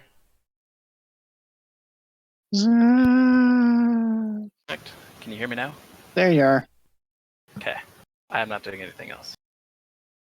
Okay. Unless you let me hit it again. You're not a level 5, so Nope. no. It's immediately a response. You watch as these two tentacles shoot out to try to grasp you. And the first one will just kind of ting off of your warhammer, while the other one starts wrapping itself around you. And as the fingers on it slice in, it deals 7 points of bludgeoning and 3 points of piercing damage to you. And you are now grappled. Greystone, you're up. I'm going to throw my torch over there as my action. Where? Sorry, where? Right there. By the goblin. Okay. It is now here. And then... Wait, why did it not? Do you see it? Nope. No. Why is it not working? Your connection to There it the goes. server Oh, they has both been just popped in at the same interrupted. time. Anything you do right now will attempt to send when you go back online. But yeah, there it goes. All right. All As you these toss things your happened. torch in there. I want to use my bonus action to draw my sword.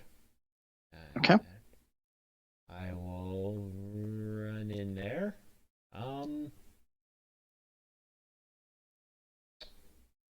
And I'll try to jump onto the rocks. All right. Make either athletics or acrobatics check for me. Athletics or acrobatics. You know, one of these things is better than the other one. And easily enough, you're able to jump up on a couple of the boulders that had fallen in. Easily enough as an 8. Got it. Not arguing. Not a hard thing to do. That's all I can do because I think action movement. Next up is Drakor. All right. So, out of curiosity, when I'm restrained, I can still make an attack, or do I have to actually break free? You can make an attack. It's with disadvantage. But one thing I forgot is go ahead and make a Constitution saving throw because Shield of Faith is concentration. Oh yeah. Fuck. Okay. And you watch as that's the kind of glimmering light around you just kind of fades as it grapples you. Did you had your shield out, right? Yeah. And you have plate armor, right? Yeah. And then you have this bonus to your AC, so you should have like a plus It wasn't high enough. 5 to the. It was at a 22. The thing attacked with a 24. Oh, okay. Well, I guess I will attempt to attack. Nope. All right. Okay. As you try to work through, you feel as the teeth at the end of its fingers bite into you. It has Dealing. teeth on its fingers? It does. It's pretty creepy. Dealing 1 point of piercing damage. As it kind of grips you tighter as you try to wriggle. Why does it have teeth on its fingers? You're not sure, but it is your turn. No, it's its turn. Sorry. Okay. Just kidding. It is going to continue attempting to. It's trying to squeeze you to death, and it just can't quite get itself. You're a very stout dwarf, and it's having trouble with its arms. Now it's Greystone's turn. Can I try and cut off the arm that is holding him? You can. Okay, to try and release him. Mhm. My dude. It'll be a more difficult AC, but you can attempt to do that. Alternatively, you could attempt to wrangle him free with a successful athletics check. No, I'm gonna do an attack. Okay, against its cooler with an tentacles. attack. Yeah, also I have disadvantage with skill checks, so. All right, as it's kind of moving around and it wriggles just out of your, as ting, your sword hits against one of the rocks. Drakor, your turn. Alright, I'm gonna try to break free. So strength saving throw, right? It'd be athletics or strength saving. Yeah, strength saving throw or dex saving throw. Or wait, it would be athletics check or acrobatics check to try to get free. Yeah. You made me do a save. Yeah. I'm trying to, because saves are usually to save from a bad effect happening, whereas the skill check would be to cause a good effect to happen. So moving forward, I think it's going to be the check. Okay, so. Okay. Yeah. So, as you're trying to wrench your way through, you watch as kind of the arms like stretch as you're pushing them away, and then just slap back in as your hands just kind of slip off of its slimy skin. And it is going to attempt to strangle you once, not strangle you, try to squeeze you to death once more, and both of those will hit actually, as it deals an additional 12 damage to you. Ow.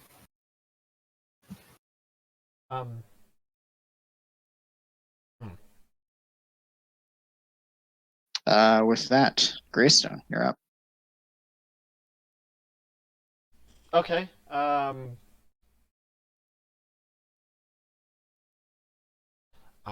see. I'm going to try and hit the whole thing. Maybe try and kill it. Yeah, definitely gonna try and kill it. Make your attack roll. E. That'll hit. Roll your damage. E. Nice. As it's focused on Drakor, you manage to just slice its head clean off. Did I save you? It is now dead. You saved me. You. As its arms kind of flop limply to the ground, and Drakor is able to get out of them. I'm gonna pat Drakor on the shoulder and say, This is a weird place. And as I'm patting him, I'm gonna heal him for 5 points with lay on hands. Apple. Probably should have saved one of those. In case you go down, just give you 1 point to get up. I am also going to use lay on hands. I'll give Chris 5 points, and I'm going to give myself 10. Okay. We can. All right. 5 left. Team healer. Yay! I want to see. Oh no. Well, I have Drakor. I do have healing potions, but I can no longer give you friendly pats on the back to make you feel better. I will attempt to be more careful. Also, I don't And have. I'm going to investigate the area here, Joel. All right. Yeah. Make wanna a help, 'cause just looking around or digging through stuff. What's Everything. I'm helping. I'm looking for a javelin or something ranged. that I make can a use. perception check with advantage.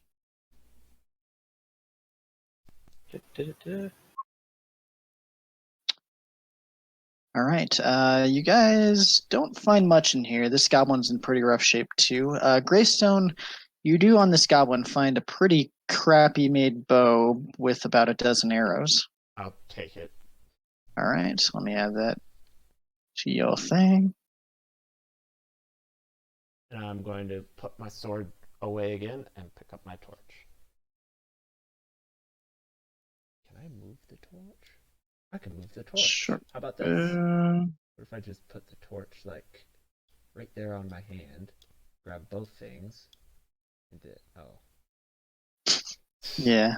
It's one of those things that sounds like it's going to work great, and then it doesn't. If you hold Alt while you move around, it'll work. Yeah, it'll. Yeah.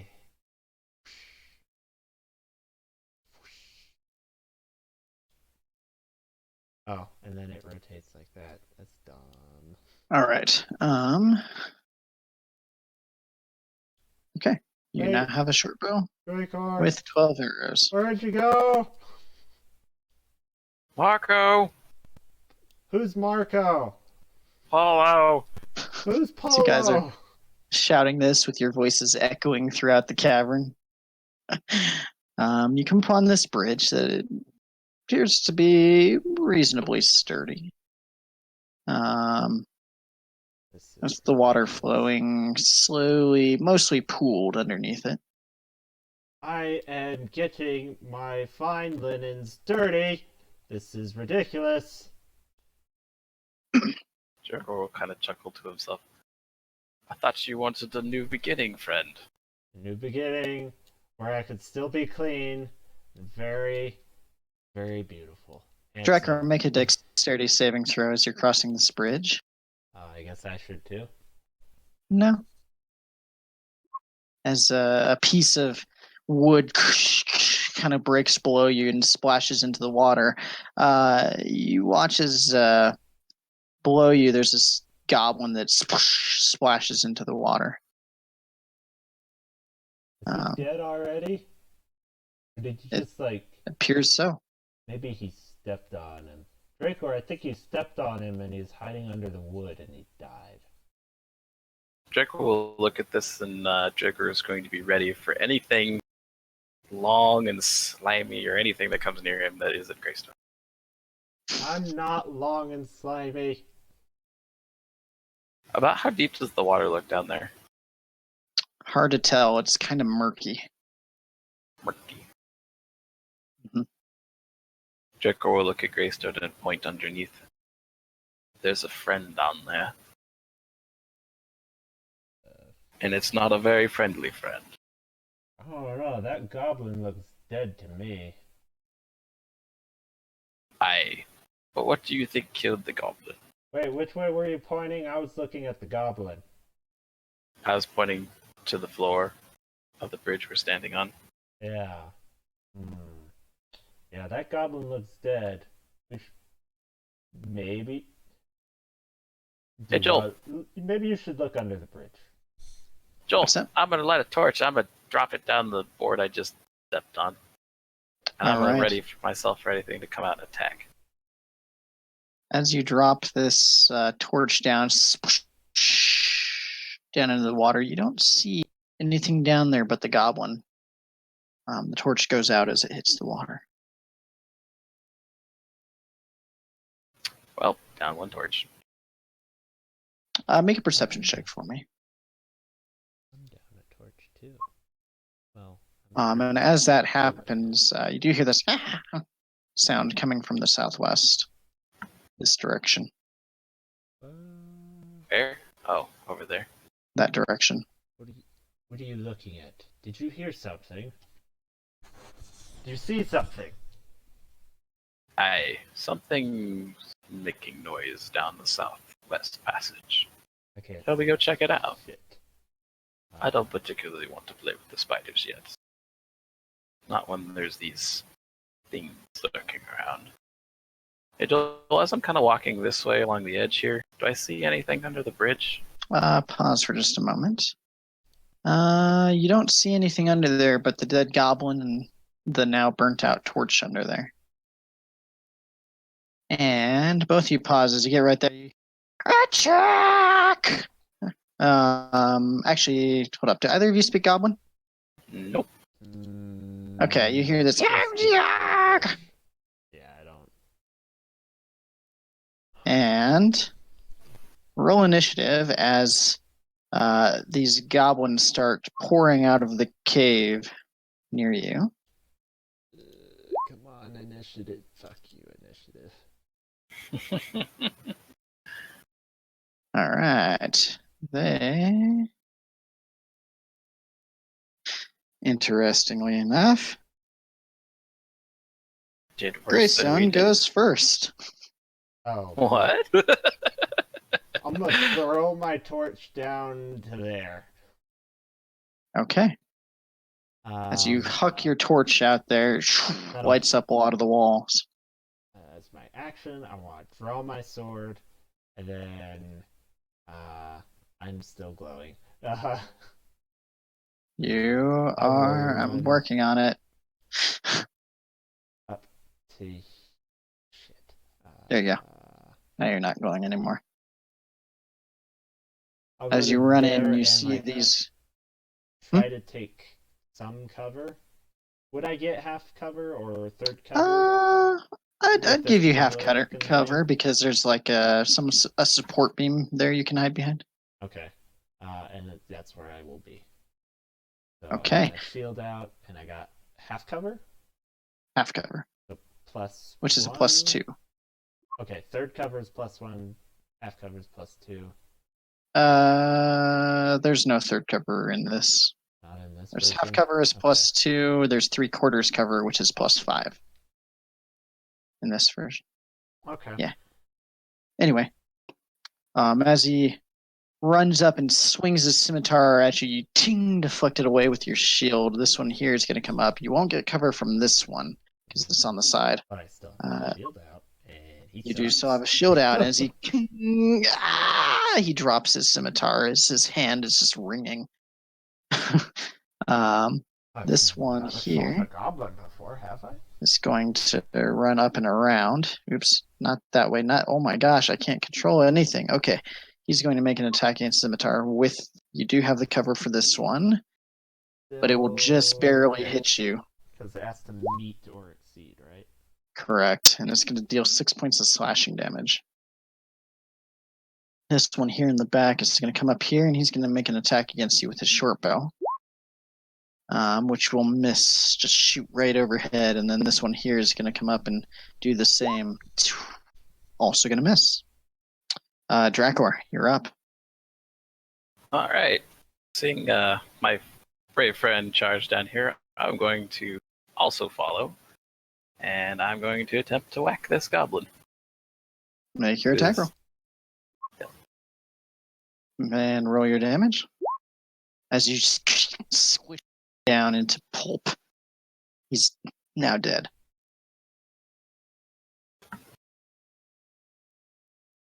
All right, that's all. Okay. I guess I can move up 5 more feet.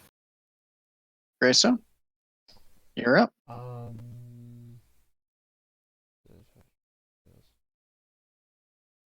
Extra damage. Is that? I don't. Okay. I'll do that later. I'm just gonna attack the one in front of me. All right. Make your attack roll.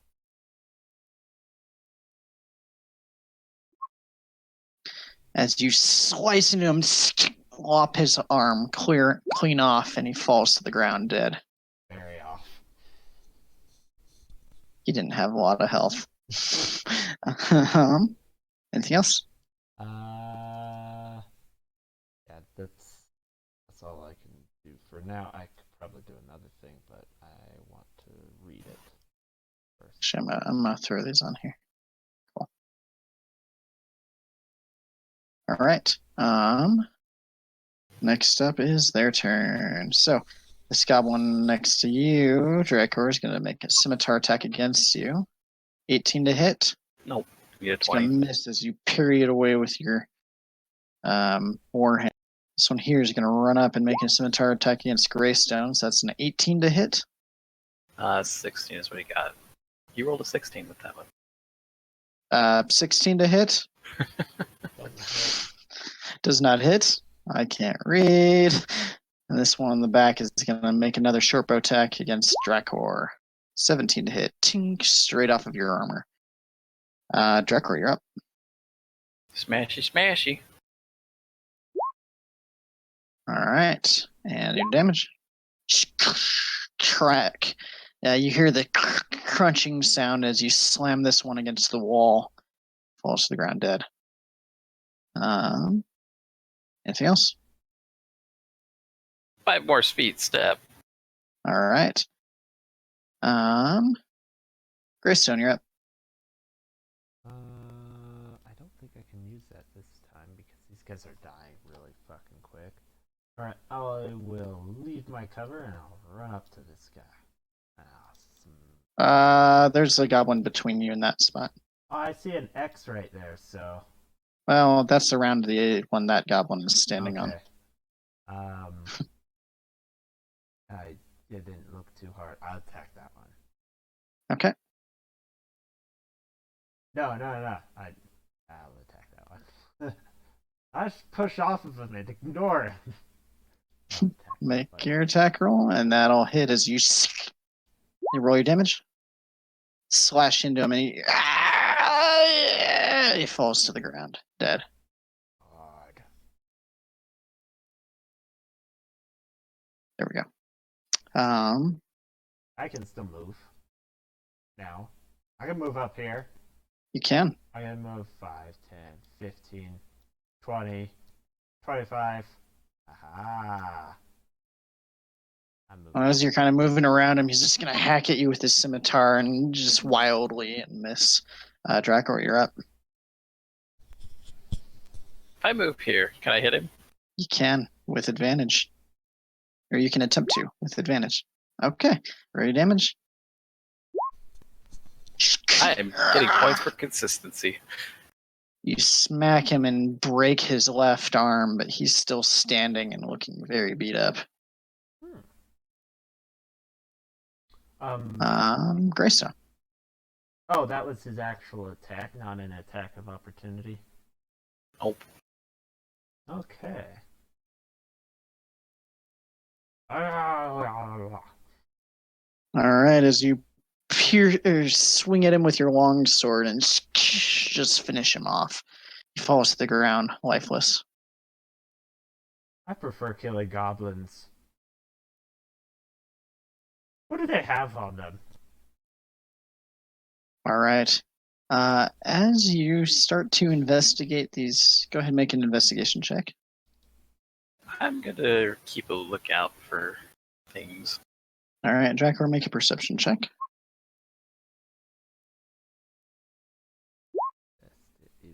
Grayson, looking at these goblins, they're in rough shape. Looking around this cavern here, you can kind of find their bags and stuff. They've got no more rations left. The goblins themselves look very thin and gaunt, and it looks very. They're in rough shape. You don't find anything really useful on them except for maybe some poor condition scimitars or other crappy short bows with some poorly made arrows. I'll hold on to these arrows. Well, Okay. hold on to them. Total number of arrows you find is 12. Okay.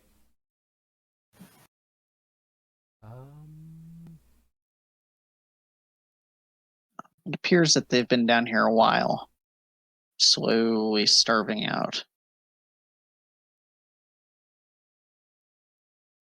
Joel, is there anything special about this right here? Make a perception check. I'll use the one you already have. Looking at it, appears that it's just some more rocks that have kind of fallen in. You could probably take some time to investigate first. Sure, why not? Okay. Make an investigation check for me. After about 10 minutes, kind of digging through this rubble here, trying to figure out if there's anything.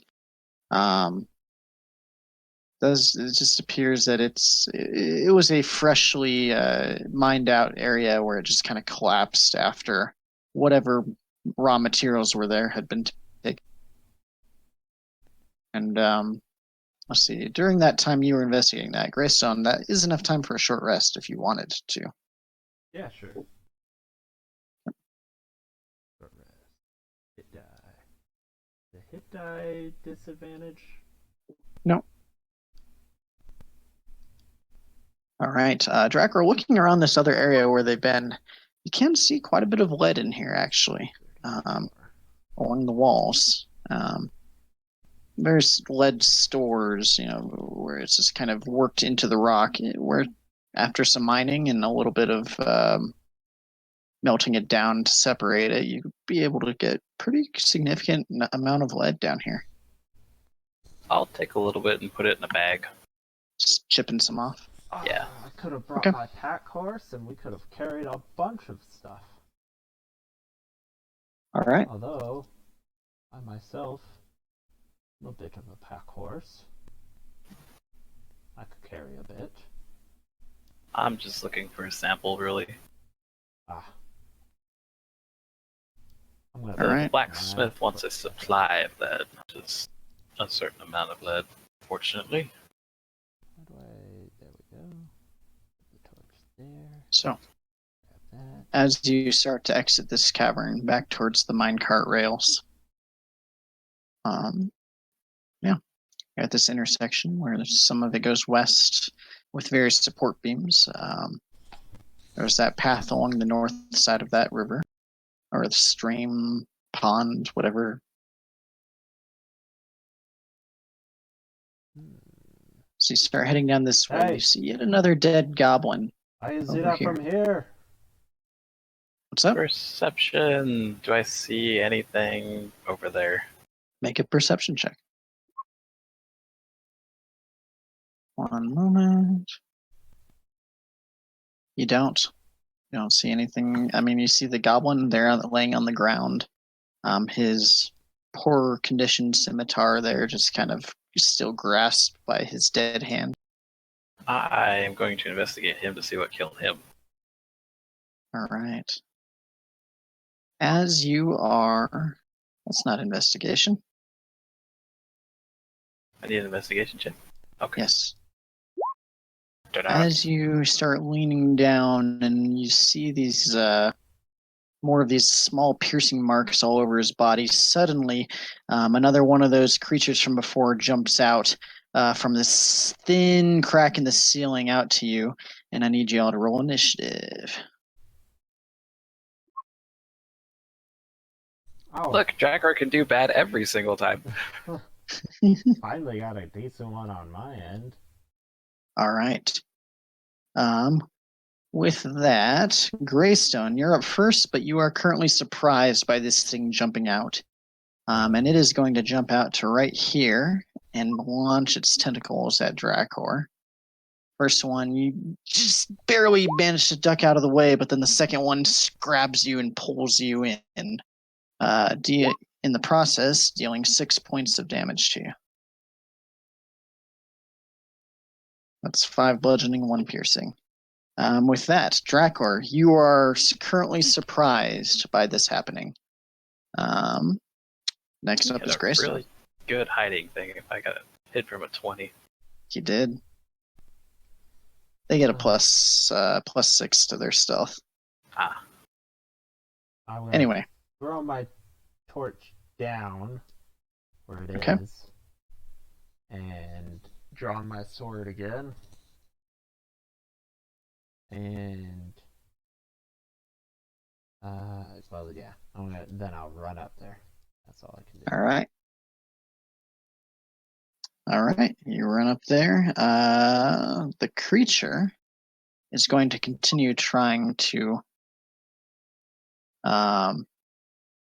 squeeze the life out of Drakor, and the 20 to hit is barely going to. And then as you kind of cough out, it squeezes once more. This one hurting quite a bit for a total of 26 points of damage. Ow. As this thing is just wrapping it around your neck and your head and your torso and your arms and legs. It's now your turn, Drakor. I'm going to attempt to break free, I guess. Actually, All right. you know what? No. I'm going to swing my Warhammer. All right, with disadvantage, make your attack roll. Because I can't access my maul, right? Probably not while you're restrained like this. Okay. YOLO. All right. That will hit as you uppercut. You get your arm free and uppercut straight into his jaw, knocking him on his back, dead. Sweet, I don't have to do anything. These things do not have as much health as it seems. Drakor will be breathing heavily, and he's going to cast a Cure Wounds on himself and use the rest of his Lay on Hands. All right. Make your roll and make your adjustments. Does it add charisma modifier? Does it add charisma modifier or not? To lay on hands? No, Or to to Cure Wounds. Cure wounds? I think it's wisdom modifier. Perhaps. I think it's spellcasting modifier. Well, wisdom's better. We'll go with that one. Wisdom, I'm pretty sure, is your spellcasting modifier. Let's see, that would be 8 plus 3. Your spell Should be modifier should wisdom. add your proficiency bonus too. Yeah, it should be that, not charisma. So 10. Wisdom. Well, Yeah. check for. Sorry, I was messing with your stuff. Cool. All right. Did you subtract the spell slot while you were doing that? No. I did. Okay.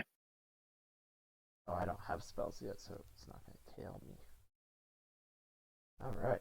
I will look at Greystone and say, do we want to retreat for now? I'm running a little bit low on my healing as well. We could wait here for 10 minutes if you need a breather.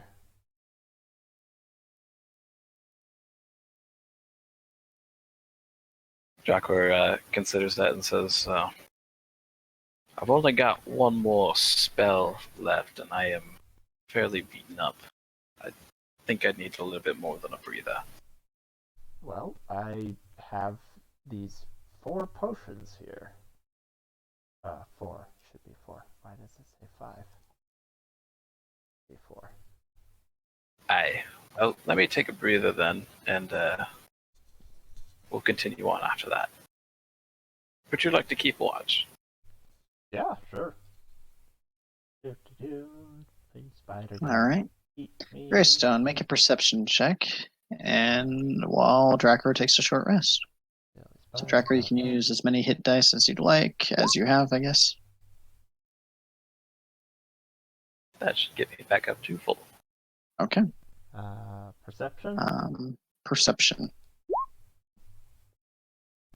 Greystone, you're very distracted looking at all the walls and all this minecart rail, which you're a bit unfamiliar with. I'm nervous about the spiders. Yeah. Well, however, while all that's happening, nothing comes. nothing you notice. Let's say. Drakor, while you're resting, you do notice some more lead in this little chamber here. Worked into the walls. Duly noted. I could roll a hit dice while doing that, right? Yeah, I think so. Yeah. Every little bit helps. Doop-a-doop-boo. Spider. Yep, that'll get me to full. All right. As you come out to the hall, or out to the not the hall, this part of the cave with the minecart going through, up ahead here to the west, you see some webbing starting on the ground. As it opens up into this vast chamber where all the floors, the walls, and the ceiling are all lined with webbing. I'm gonna take out a torch and I'm gonna start burning the webbing. I have a torch. You can help me burn the webbing. I'm going to Okay. keep watch for anything coming though as we're doing this. All right. Burn it all down. As you start burning this webbing, it kind of spreads throughout the chamber. Suddenly you hear this sound as multiple giant spiders the size of a cow start descending from the ceiling onto the floor towards you. And as they do that, I'm going to cast Shield of Faith. Okay, roll initiative.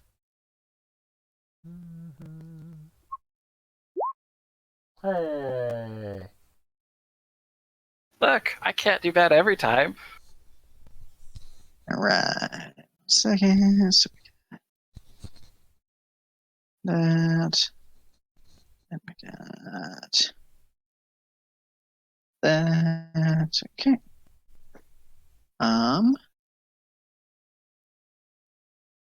All right. As these three spiders start descending down Drakor, you cast Shield of Faith. As this, you grasp the holy symbol, and your body starts to emanate with this very soft glow. Greystone, you're up next. I'm gonna throw my torch down there because I can't see shit. How far can I throw? I'll say a torch 60 feet. 60 feet. Let's throw it 30. So 5, 10, 15, 20, 25, 30. Oh, range. fuck. Yeah. As you throw the torch in there,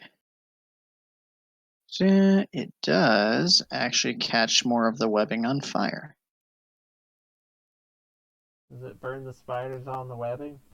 Oh, good God, there's a lot of them. I'm going to... Is throwing the torch an action or bonus action, or always an I'll action? say it's an action. Okay. And I draw my sword because I forgot I need to do the weapon thing. Okay. With that, so basically all the ground up to the torches and where it's currently on fire is all of that webbing is gone currently. Let me just draw a line. Webbing is gone east of that line. Yay. How long Giant do torches spider. last? 30 minutes. So yeah, 30 minutes to 45-ish, somewhere in that time frame. So we'll say that torch that you just threw is near the end of its ability. Okay. This spider right here is going to be skittering along the ceiling towards you guys. Kill it. Kill it. Kill it. Yeah.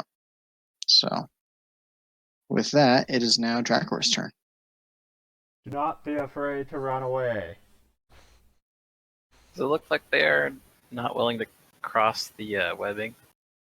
It looks like they don't like the fire. Alright, I guess I'm going to fire at one with my heavy crossbow. Okay, make your attack roll. I'll fire at the southwest one. Southwest, so This this one. guy? Okay, that one. Gotcha. All right. As you fire your crossbow at it, why is it being okay? There it goes. Roll your damage. It kind of it hisses as it deals 3 points of piercing damage. As it the bolt slices straight past through one of its legs.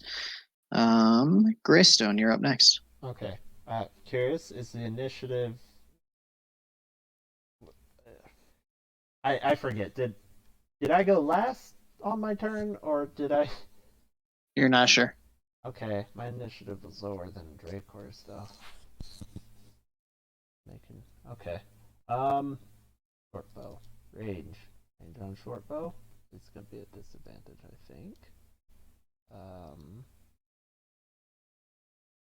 No, not necessarily. It's 80 feet, so I'm gonna shoot the short bow at the same one that he shot at, that Drakor shot at. Okay. Make your attack roll. That'll hit. That. Oh, okay.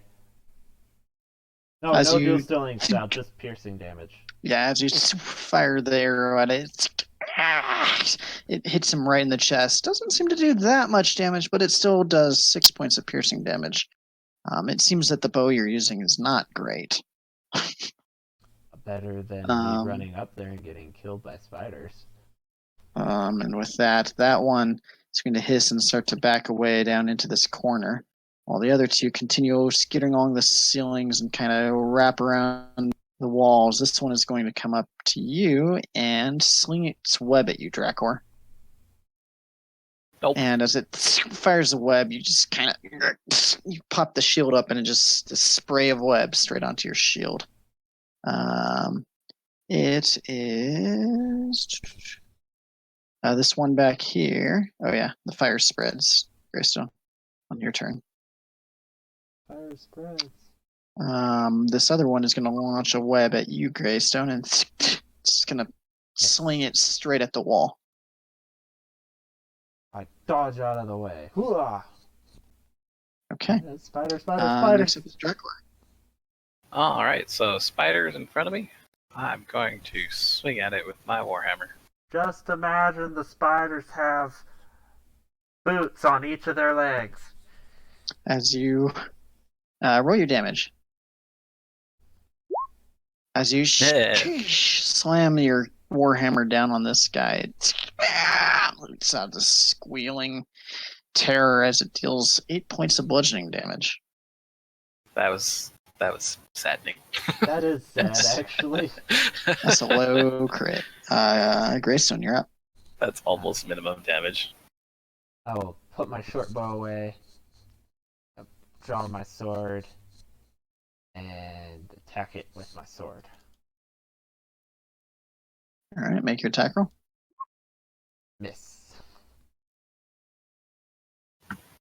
All right, you miss as this giant spider starts to skitter up the wall and up and kind of over and around you to the back. It's going to attempt to bite you, Greystone. Miss. And it just kind of chomps straight down onto your shield as the other one comes in here and is going to attempt to bite you, Drakor, with advantage because you're being flanked. Doesn't Also matter. gonna miss as you it's currently like grabbing onto your warhammer and eventually you shake it off. Drakor, you're up. All right. Gonna swing at it again. Can't do any worse than the last time. Damage-wise. There's All one right. behind me now that's flanking us, by the way. All right. Roll your damage. As you slam down on it, it deals 10 points of bludgeoning damage and starts hissing at you again. Greystone. Which do any of these have an arrow sticking out of them? The one currently, no, neither of these two have an arrow sticking out of them. Okay. The one behind me, I'm going to, I'm gonna like yell at it, ah, and attack it and try to menace it. We'll see if I hit. Okay. That doesn't hit. God damn it. All right, No as you're menacing. swinging at it, you're giant I'm gonna spider. It's action scary. surge and do it again. All right, Okay. that'll hit. That's That'll better. hit. And I'm going to fucking unwavering mark it. Unwavering mark. Yep. It has Remember. disadvantage on its on any attack roll that doesn't target me. So if it attacks Drakor, it's at disadvantage. And Until the end of your next turn. I can make an attack against it as a bonus action on my turn if it attacks anyone that isn't me. Uh-huh. All right. But that doesn't do damage, huh? It does extra damage. I get extra damage when I have advantage on the next attack. If it hits, it attacks, and if it hits, the attack's weapon deals extra damage. So it's a little situational, but Yeah, that's if it attacks somebody that's not you. but there's somebody here that's not me. There is. All right. Oh, roll my damage in the first place. Yeah. Doesn't matter. The thing died. Fuck! These things are weak. 5-minute long spiel explaining how it works. Doesn't Well, matter. now But now I know how it works. Yeah. I'd say because it died. Hold on. Let me check the verbiage on that on the unwavering mark. If someone Flying else attacks kills it when you hit a before creature. me, Okay. I think it goes away.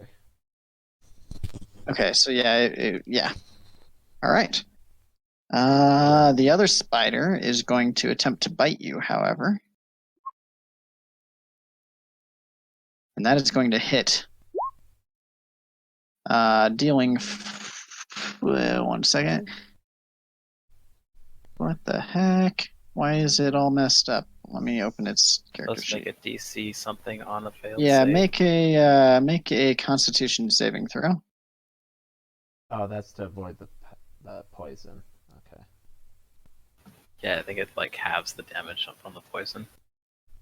Oh, I thought usually for poison it's like negates it, like you're able to avoid it or you take full. No, it'll have it. So Nah, you do it halves succeed. it. So you take 4 piercing damage and 4 points of poison damage, so 8 total from the bite as it latches onto your shoulder.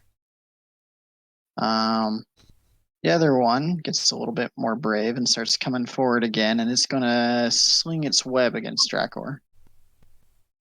Nope. All right.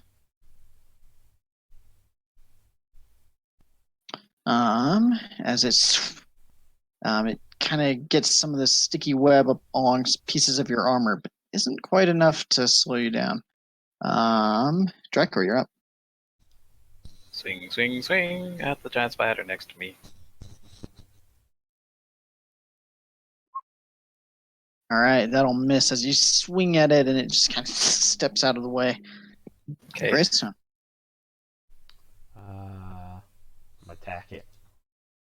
If I could put, I can put the mark on it as many times as I want, but I get the extra damage only equal to my strength modifier. 3 times. No. Yeah, 3 times. I miss anyways. I'm good at this. I'm done. 1 second. I want to read this for a second. It says at the end, regardless of the number you mark, you can make this special attack a number of times. Okay, got it. The special attack equal to your strength modifier. All right, you swing at the spider, and he's going to attempt. First, the other one is going to shoot its web at you, Greystone. That'll It's already hit. recharged. Okay. Nope, it is not. I was like, it hasn't been that many rounds yet. I can see This that one is going recharge to thing. skitter up the wall around you, behind you. Enough. As this one moves in. Oh, wait. That one hasn't moved in yet. This one is going to make a bite attack against Greystone. That'll hit. It's going to hit. 4. Go ahead and make a Constitution saving throw. Saving throw.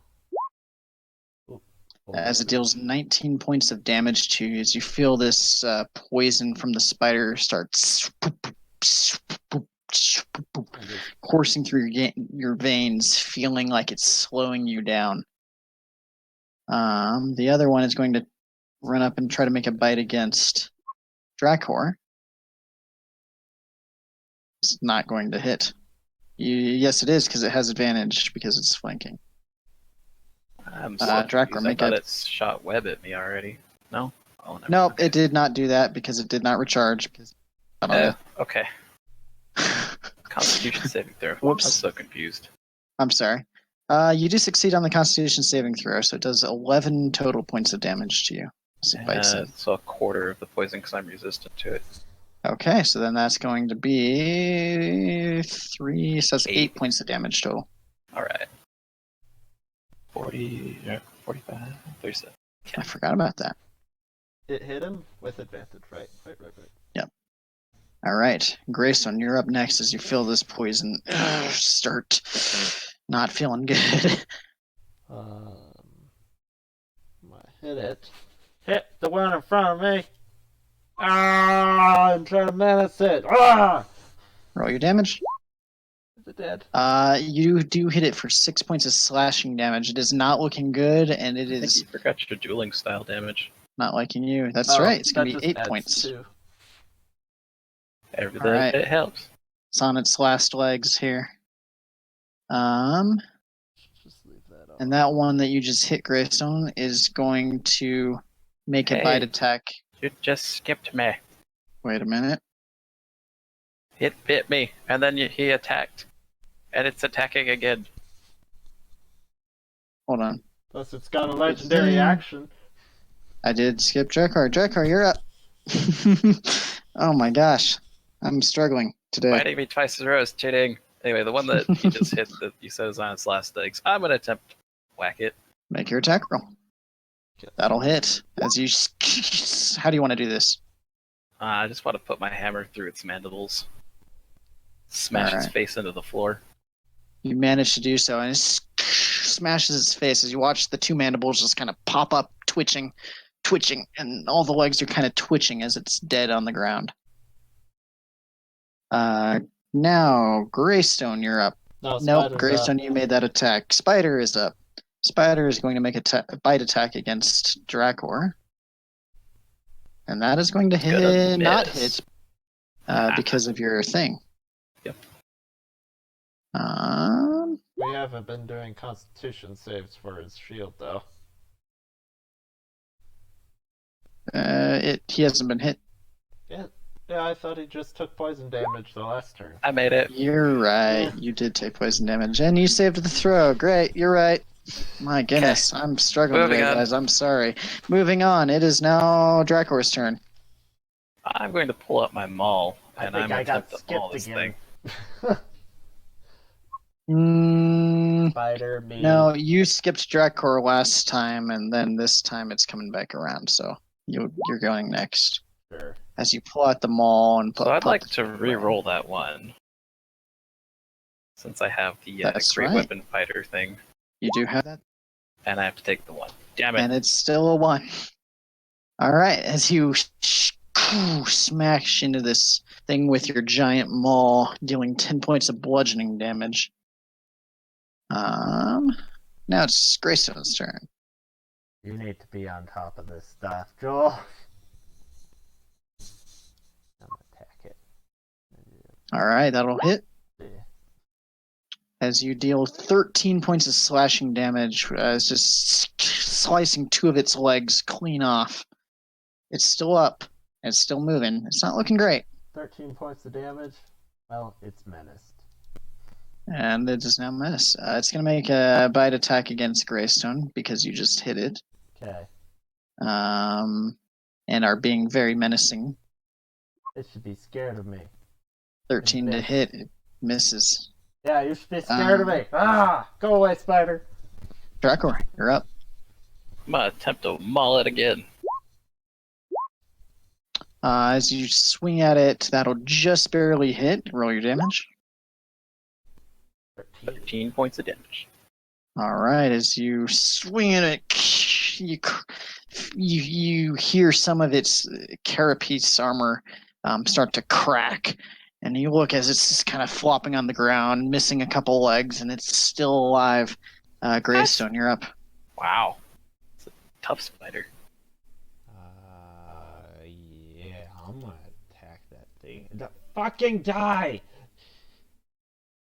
Miss. Wow. This thing's got a lot of hit points. This time, This one misses. it's with advantage because it's now prone. Go ahead and roll one more. I didn't know it was prone. It had its legs chopped off Oh. and just smacked to the Miss ground. anyways. Still didn't hit it. As you slice and you make some of its carapace armor, and it just doesn't quite manage to pierce Fucking through. Die! It's going to make another bite attack against you, Greystone. And as it does so, it starts to lunge forward towards you, and some of its armor gets caught on the rock behind it as it kind of rips open and spills some of its guts out on the ground, dead. I kick it. Make an Stupid. unarmed strike. Stupid fucking spider! You're just kicking, and it's just kind of flopping there. And every time you kick it, its legs start twitching a little bit. On the last one, you kick it and stub your toe God. for Fucking. 2 points of bludgeoning damage as you miss and hit a rock.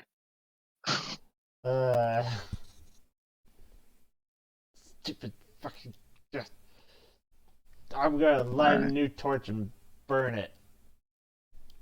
Okay. You burn it, start burning While the he's spider. doing It this doesn't burn well. Joel, I'm going to be investigating the layer in here. Okay. It is no longer. I mean, there's still bits of webbing here and there, but it's definitely not enough to impede your progress.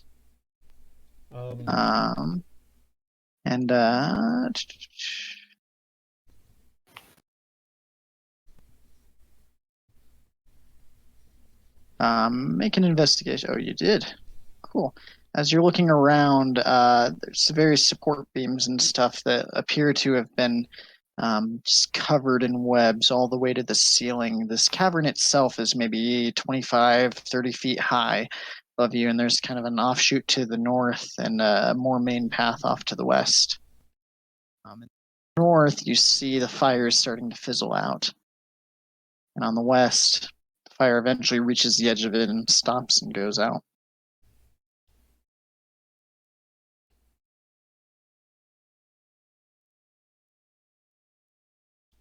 I'll come back to Greystone, and I'll mention small spiders to the north. Do we want to retreat, rest, and try again? I want to see if this spider has anything useful I can sell. I'm a little pissed right now. Sorry if it sounds like I'm a little pissed. This spider is better get me some fucking money. What does it have? I'm looking for anything I can sell. Make an investigation check. I'll be right back while he does that. Like poison gland or something. Thing I could sell as a nice weapon. I'm tired. Probably should actually go get a rest. Investigation. Or does a short rest get rid of exhaustion? I don't think so. It does not. Okay.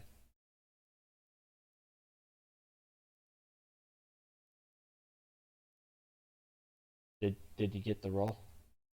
Oh, there it is. Sorry, it didn't make the sound. Yeah. As you're investigating these spiders, two of them still have their poison sacs intact. The other one, it was definitely squished by a giant hammer.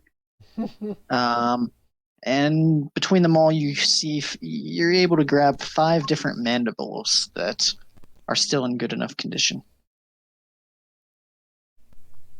Hey, I'm writing this down.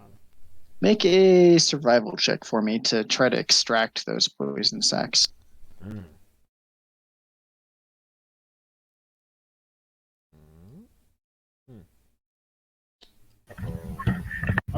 All right. Yep. No, that's disadvantage. As you're trying to cut them out, first on the first one, cutting out, could pierce right into it, and the poison starts to escape. You try again on the second one, and this time, as you're pulling it out, you didn't quite disconnect all of the flesh, and it kind of rips itself open as you're pulling it out. Not able to salvage either of the poison sacs. What about the mandibles? The mandibles themselves are actually quite a bit easier to chop off, and you manage to salvage 5 of them. All right, I'm back.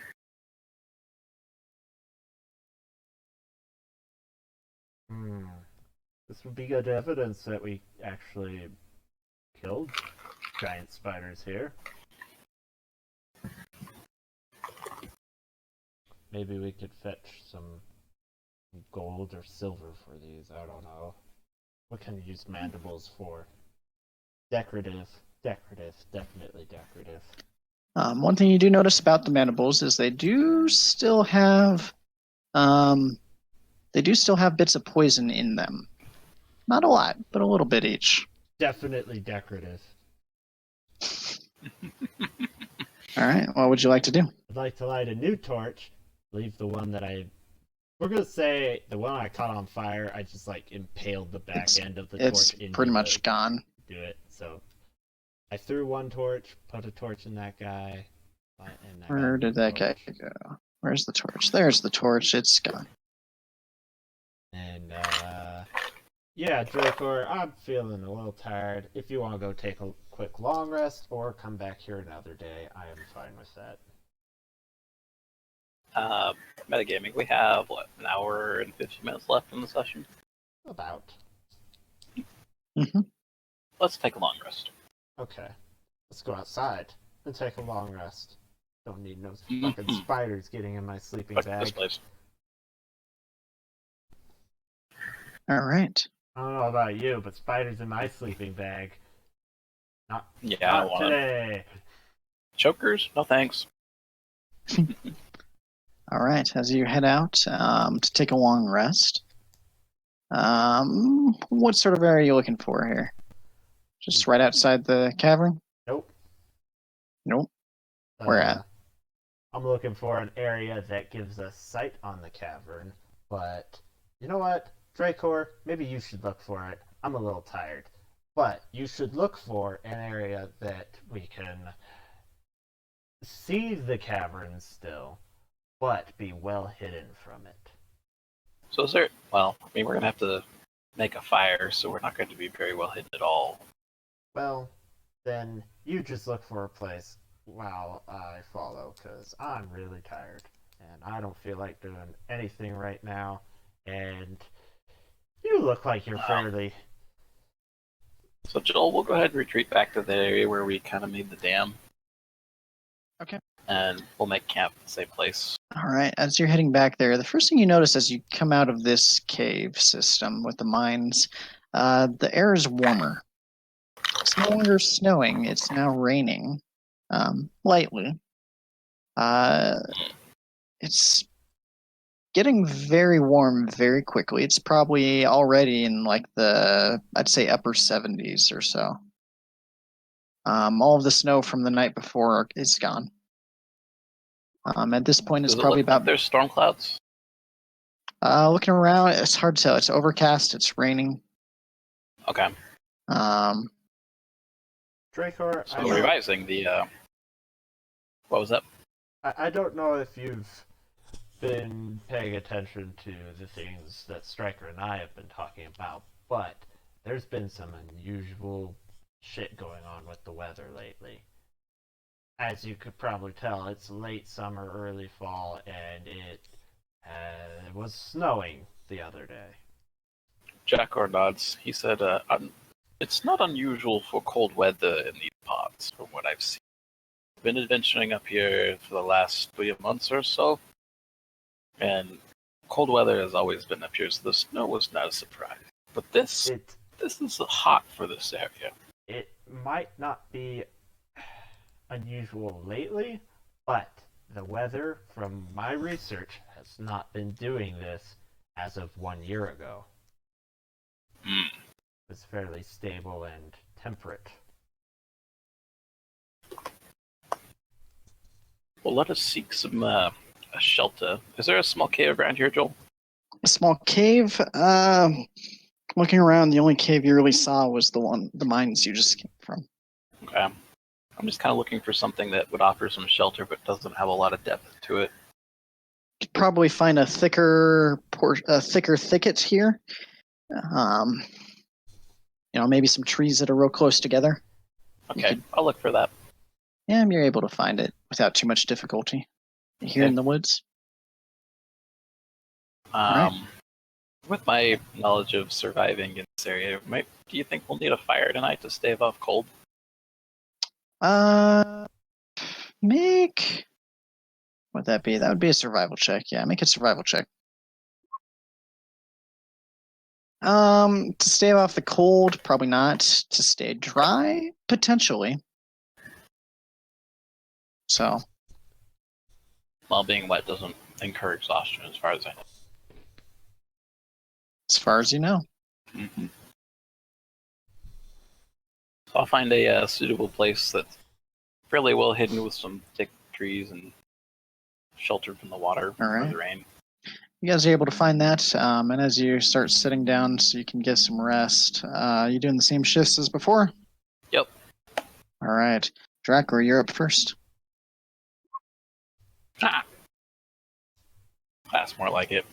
Don't see anything around you. You're pretty tired. The poison from those spiders didn't affect you too much, but it's a little bit what's the word? Disconcerting. A little bit disconcerting seeing how it affected Greystone.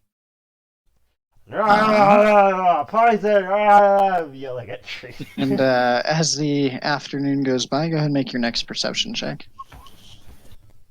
All right, as it comes into the early evening here, there doesn't seem to be much activity around. You do notice the temperature is raising very rapidly, actually. What was in the upper 70s is now probably in the upper 80s just after a couple hours. Maybe even the lower 90s. It's still sprinkling, but it's a very warm rain. And with that, Greystone, you're up next. Okay, I'm going to assume that I've taken my armor off already, and I'm sleeping, and now I'm awake, and poison, trees, poison, trees, perception. All right. It should still be disadvantage until the thing's done. It would be with disadvantage currently. All right, looking around. You still did better than I did. Looking around, you actually do, as you're kind of just walking around trying to walk off some of the poison, you do see some tracks on the ground. Make a survival check for me. Tracks of a humanoid creature. Hard to tell what they are. I see mush in the ground. Fuck it. I'm going back to the campsite. Okay. Make another perception check for your next shift. As nothing else seems to come by. Nothing's attacking us. I'm gonna go to sleep. All right.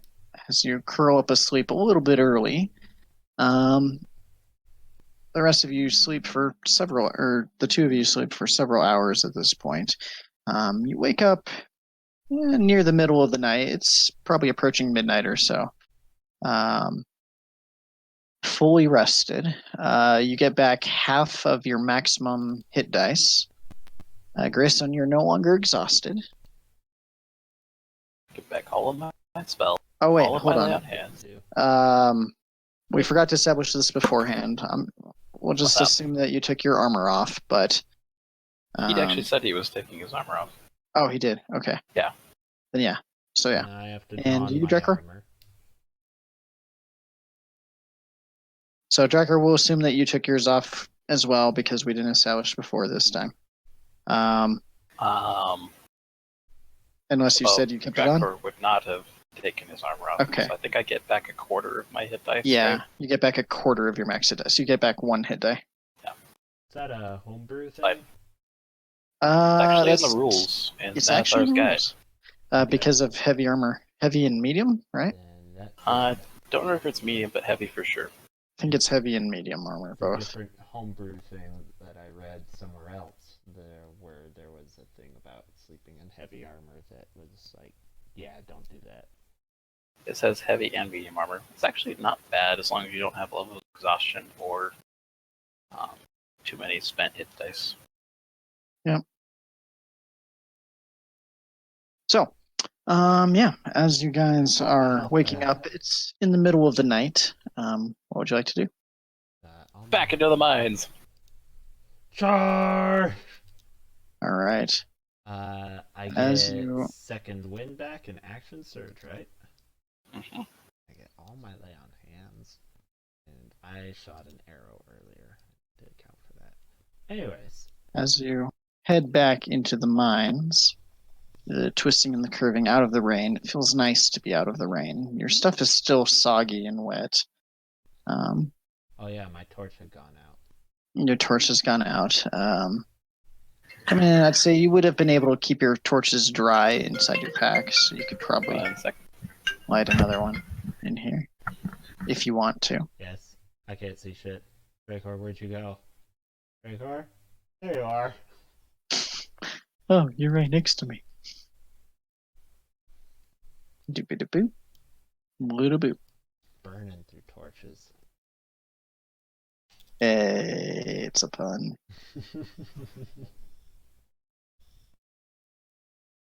Is that a pun? Is that a pun?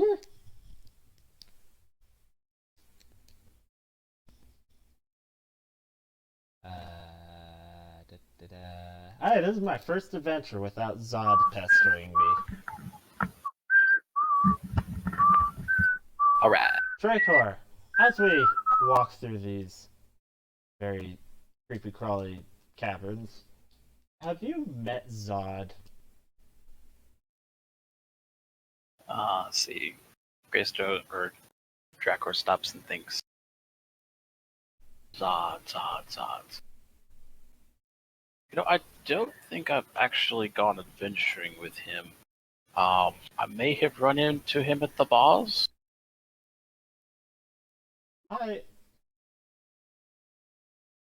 He kind of keeps to himself. You can sometimes catch him meditating, and he talks out loud a lot when he meditates. It's very weird.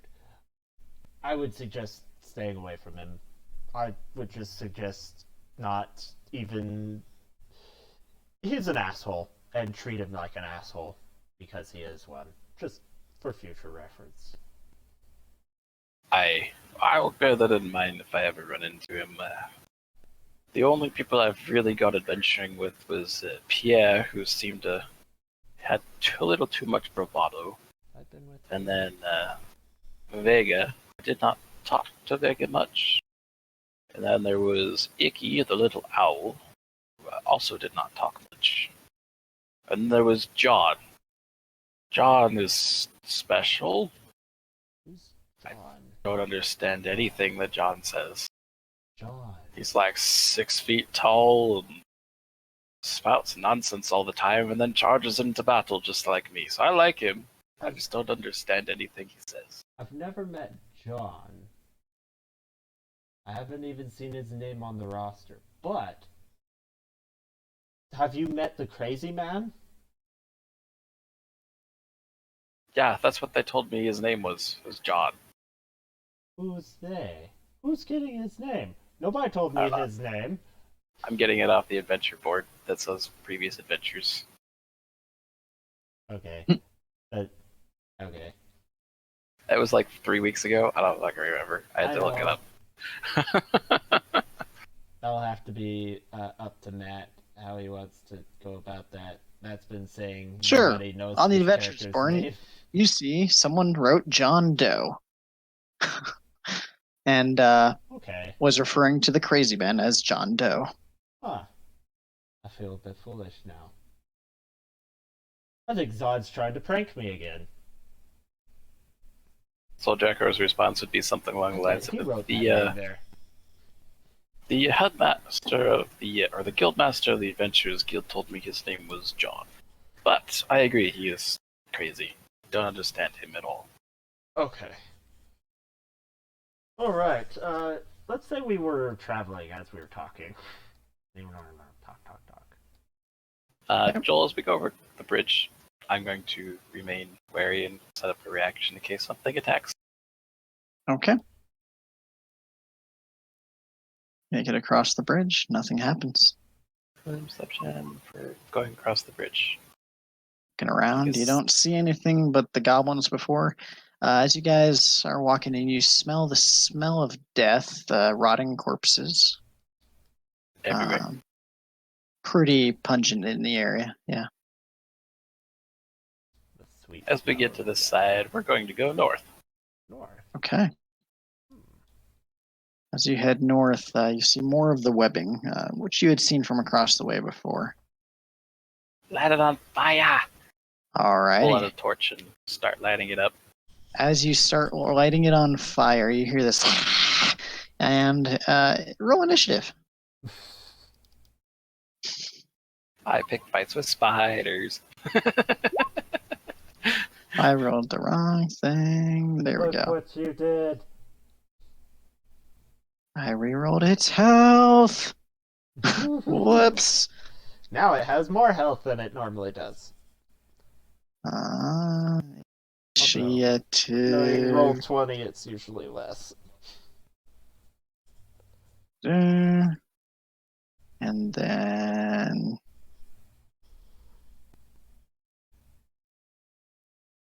I guess I would have been right here-ish to light the fire. okay. As you start lighting this fire, you start hearing this sound coming from around the corner. Greystone, what'd you like to do?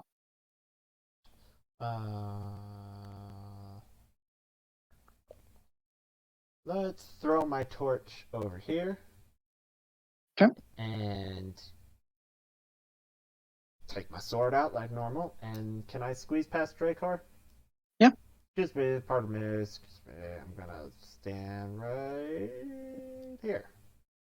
As you come around the corner, you see just this swarm of spiders kind of off in the distance on its way towards you. How big are they?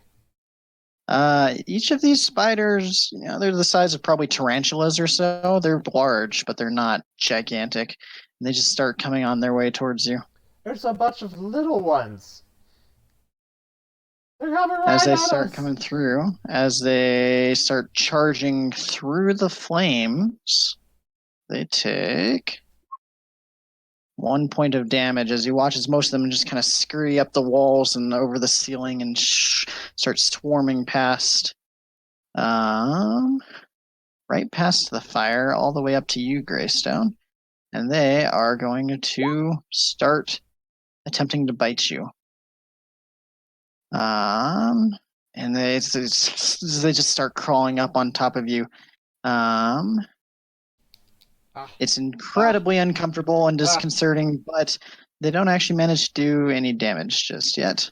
Get him off! Get him off! Get him off! Get it off! Get it off! With that is Drakor's turn. So is there any way I can swing my hammer at the spiders without hitting Greystone? You can certainly try. Get it off! Get it off! Get it off! Would that make me do it with disadvantage or not? You don't know. You could certainly try. Not with disadvantage. It's not one of those things, but Okay. the AC is definitely going to be higher. All right. Well, I'm going to utter an oath of vengeance on these spiders swarm here, and I'm going to attempt to swat them off of Greystone. All right. Oath of Vengeance means advantage, right? Yeah. As you chant this oath and swing in with your roll your damage. In one sweeping motion, you manage to slam down like 30 or 40 of these spiders straight off of his back, dealing 6 points of bludgeoning damage to the swarm. Next up is Greystone. I'm gonna jump in the water. Okay. And try to bring these spiders with me. How do we do this? Wait. So most of them are currently Okay. crawling I up on wouldn't top of jump you. in the water if the water's like It's like 40 5 or 6 feet below you. Yeah, if it's 5 feet, yeah, I'm jumping in the water. Drakor, you watch as Greystone jumps into the water with maybe half of the swarm or so It flowing gets in bigger. with most of the swarm kind of going in with him. Get him off! Get him off! Get him off! Okay. All right. I don't even know what I roll on this. I guess they're going to start the process of drowning. It's not there yet, but when their turn comes up. Oh, which is now. I'm gonna move you slightly so I can click on their thing. And they get to make a Constitution saving throw. Well, they can hold. Yeah. Okay. And I'm going to do this a little bit differently than normal because otherwise they'd have to be in there a whole minute. Oh, I don't like the minute rule. That doesn't make sense. The Constitution modifier equaling a minute. Yeah. But So I I'm going to do it thought a that little was different. supposed to be like 15 or 30 seconds or something like that. So as they are currently scurrying around you, trying to panic with the water, they're just going to start biting. 19 to hit. It's going to just barely hit. Roll a Constitution saving throw. Oh, we're not. It's okay. What's that? Sure. As they start piercing into you for 4 points of piercing damage and 3 points of poison damage. So a total of 7. Okay. As all these spiders are panicking and trying to bite you and climbing their way up onto your shoulders and your face, trying to get away from the water. The water is going to drown a bunch of them. But they still look like they're doing okay. Next up is Drakor. So you said most of the swarm went down there? Yeah, there were just a few stragglers that were kind of sitting up here on the edge, just like looking like basically where you're standing right now. So if I walk up to them right here, can I hit the swarm? If I hit them? Yes, maybe, just barely. Yes. Go ahead and make your attack roll. Maybe. Yes, maybe just barely. Okay. I'm going to use my maul on this one then. All right. With advantage. Okay. It is with advantage because of the oath. Mm-hmm. All right, roll your damage. Yay! That's a good roll. That's a lot. You That's like slam maximum possible, almost. Almost. Greystone. You watch as this maul just barely grazes off of your face and then somehow swings around on the other side and swarms through and just knocks all these spiders off of you into the water. As you watch as they start like floating away, not you, them. Start floating away and scattering throughout the water. And you're currently swimming. God, fuck! I hate spiders. I'm gonna crawl out. All right, make an athletics check. As these waters are slick. I will help them out. All right, make it with it. We're not in roleplay mode yet. Oh, okay. But that is just barely enough. You start to slip, but catch yourself and make your way out of the water. And with that, you hear this hissing sound, and you see another one of the giant spiders start to scutter over the ceiling and on the wall on its way out to you. Nightmares coming! Going to throw its web at Drakor, which is going to miss. As it misses straight out into the water. Greystone, you're up next. Nope, Drakor, you're up next. Yeah. Drakor. I'm going to swing my maul at this one, too. That'll hit. And I'm gonna re-roll that number 1. All right.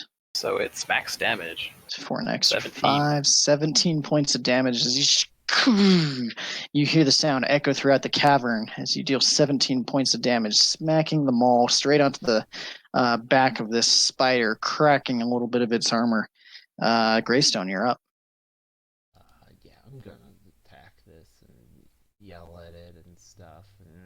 Ah! All right, as you're swinging wildly at it, you can't quite make a solid contact on it. In return, it's going to bite back at Drakor, who just hit it for quite a bit, and it's going to completely not be able to make its way through the plate armor. Drakor, you're up. Swing again with them all. It's going to miss as it breaks off a couple chunks of the wall next to you. Greystone. Spider? Nope, Mhm. spider already bit me, so it's your turn. Oh, tried to bite me. Okay, so spider, then you. Okay, then me. Wow, that was fast. Ah, I missed. The nightmares that you're having are already starting. And you feel like there's maybe a couple spiders still crawling up your back. And it's just, it's creepy, swing wildly. The spider bite at you this time, Greystone. It's going to hit. Make Ow. a Constitution saving throw. I guess I should.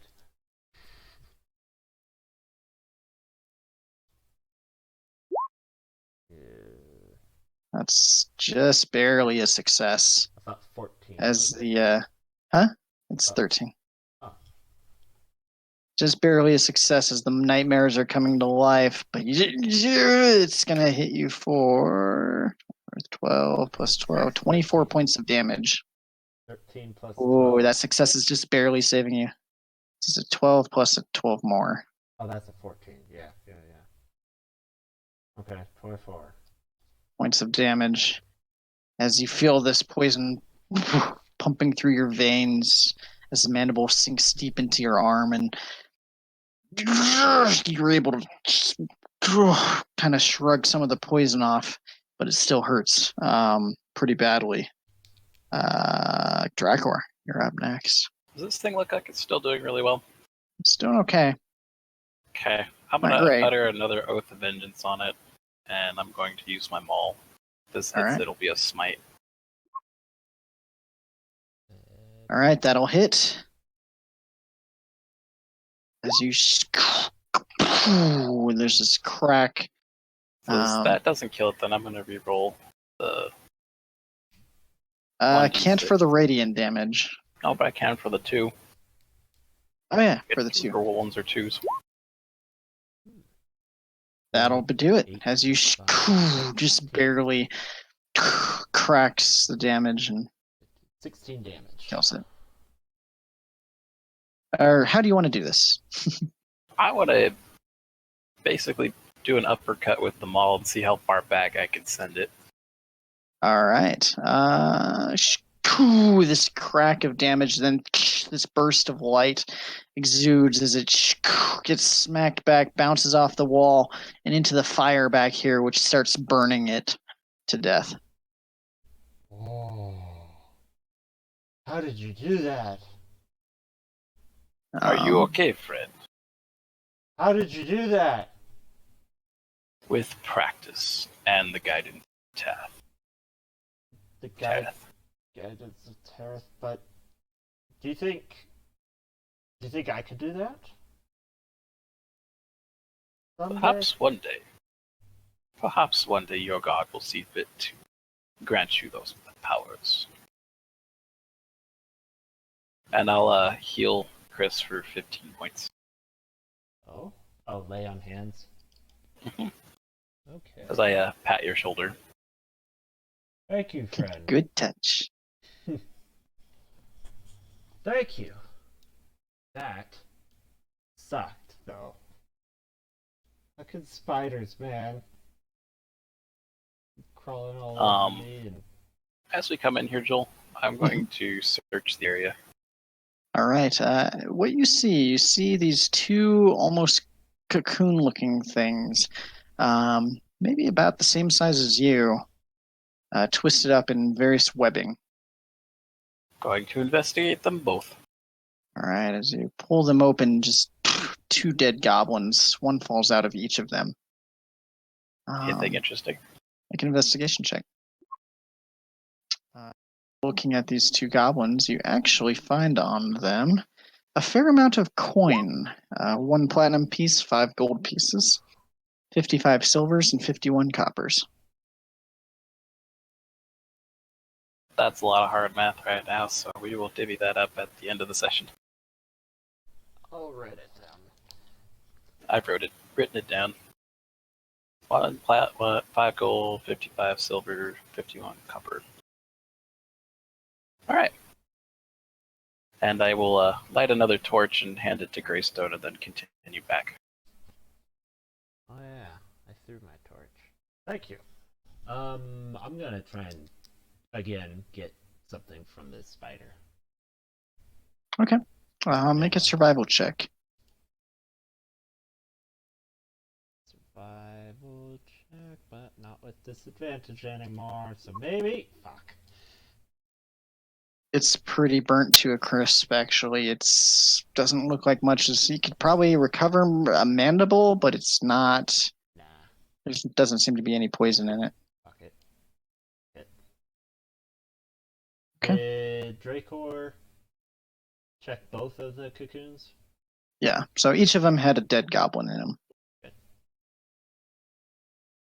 Or You should give Greystone his light, Joel. Oh, do you not have it right now? I have it. It's still actually Oh. centered on me. Sweet. I can't see it actually. For whatever Weird. reason. Let me No, double it's check. not sharing. All players see a light. Touch. There we go. Whoops. Come on. There we go. All right. As you climb over these corpses of the spiders from before. It's a little bit slower, but you manage to get to the other side. Drakor, how do we make sure the spiders don't come back? We kill them all. Where do you think they're coming from? There's gotta be a bigger one. Well, there's some more spider webbing over here. I don't know how far it burned, Joel, but I'm gonna take It a looks torch. like it had trouble burning past about here or so. Do you think there's a big mama spider? Somewhere around here, I would bet. I'm gonna pull my shield out and put my maul away, Joel. Okay. And then I'm going to utter Shield of Faith, pull out my Warhammer, and I'm gonna throw a torch over here. I'm gonna chug a potion right now. Okay. 2d4 plus 2. 2d4 plus 2. Cool. 9 points of healing. All right. As you throw that torch to, give me 1 second here. I'll set this up. Is that the right layer? That's the wrong layer. There. You hear this hissing sound, and you look up and watch as just another swarm of spiders starts crawling down the edges down to the ground in front of you. Roll initiative. No, not again.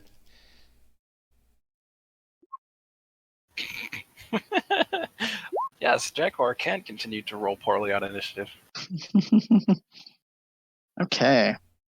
Greystone, you're up first, seeing these spiders coming down. You're surprised by them and trying to figure out what to do. Next up is going to be the spiders, which are going to come down and crawl into Drakor's space and start biting. They're not going to succeed, though, as they can't seem to pierce through this almost radiant shield that's protecting you. Next up is Drakor, also surprised by these spiders. I would argue against that because I threw a torch knowing there was going to be there, but okay. You didn't see them, though, and they Okay. came down from the ceiling above you. So, Okay. yeah. Greystone's turn. Greystone, you're up as you watch these spiders currently swarming Drakor. I try to squish them with my shield. That's an unarmed strike. Is that considered Yes. an unarmed strike? It'd be. How would I count that? I'd count that as an improvised weapon, which would, with bludgeoning damage, which would be the same as an No, that'd be an improvised weapon. I don't have proficiency with improvised weapons. Yeah, it'd be an improvised weapon, so no proficiency, but it would be a 1d4 plus your strength. 1d4 plus strength. After rolling a 1d20. Plus my strength? Correct. Okay. So, if we do...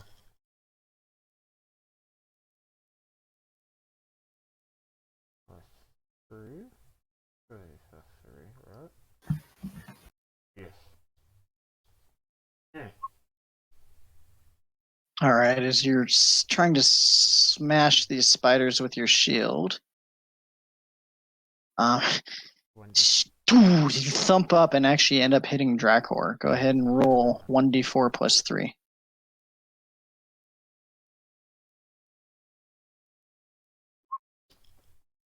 You squish a couple spiders in the process, but the majority of the damage actually goes straight to Drakor. You take 6 points of damage, bludgeoning.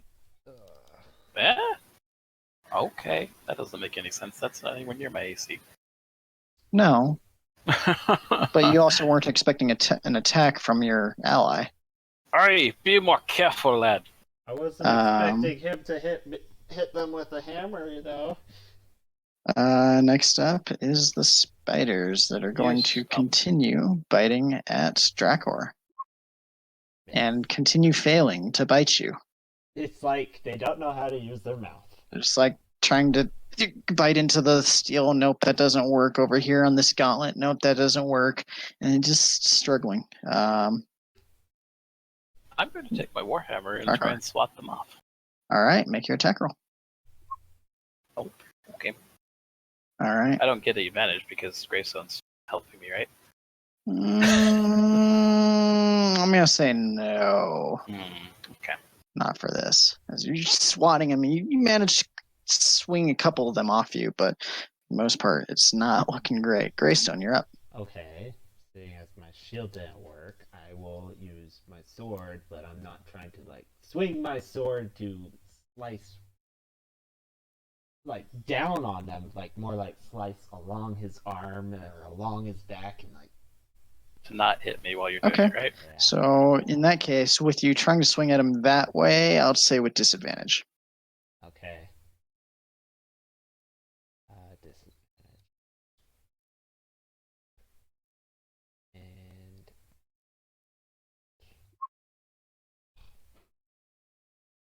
All right. As you're swinging at these spiders, you manage to lop a couple of them off. Nothing really that effective, though. Great. They're going to continue biting. Nope. And they just can't quite seem to do... I mean, you feel a couple of their bites pierce you, but nothing that's really going to pierce through and hurt you to any effectiveness. Drakor, you're up. So you're swinging at him again with your warhammer. You feel him crawling all over the place. It's really kind of throwing you off. You're not used to fighting something that's covering you. Greystone. I didn't technically get my torch out, so I gave you one. Yeah, but I used my sword and my shield, and I never moved the torch. But I'll take that torch. Let's say I dropped it. I pick up the torch, and I'm gonna see if I can burn the spiders. Okay, make an attack roll. How? What would this be? I'd say the same as an improvised weapon, but with potentially different effects. So /R1d20. What the fuck? As you're kind of swinging at them, Drakor is kind of moving around, trying to swat at them himself, and it's so kind of hard to pin down. How do you get spiders off of you? They start biting sucking and biting like and biting, and they're still can't quite seem to figure out how to break you down. As you're swinging at him, roll your damage. This time you actually No managed smite. this burst of radiant No, energy. I said no smite. I said oops. No smite, sorry. As you scraping some of them off and splatting a lot of them with your hammer, you managed to deal 12 points of bludgeoning damage and kind of thinning the swarm by quite a bit. Greystone, you're up.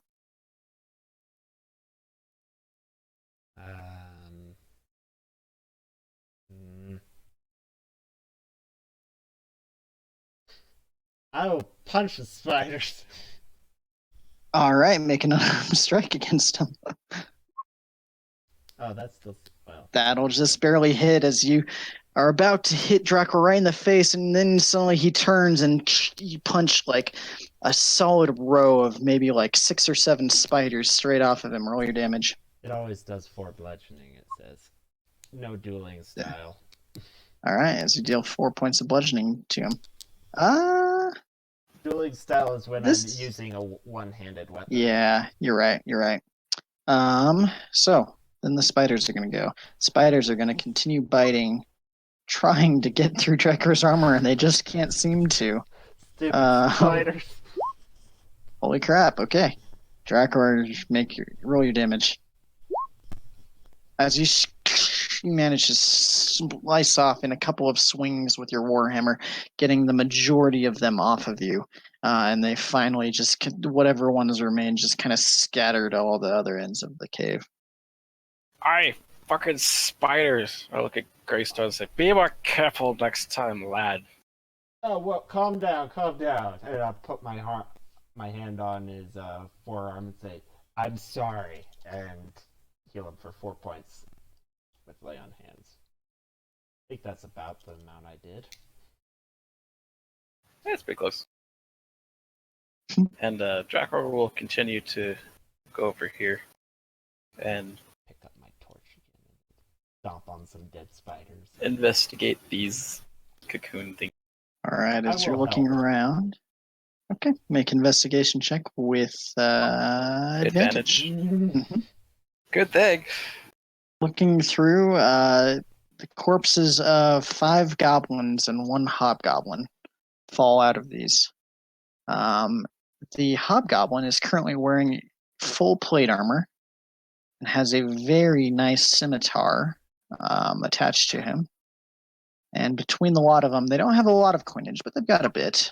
You find 3 gold pieces, 13 silvers, 70 coppers. The full plate armor that the hobgoblin was wearing, and a masterwork scimitar.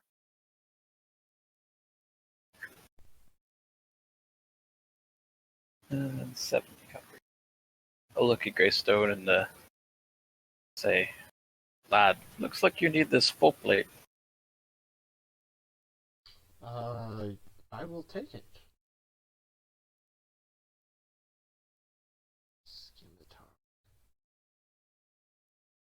Just for your reference, the masterwork scimitar, masterwork items, they have a +1 to hit, but not a +1 to damage.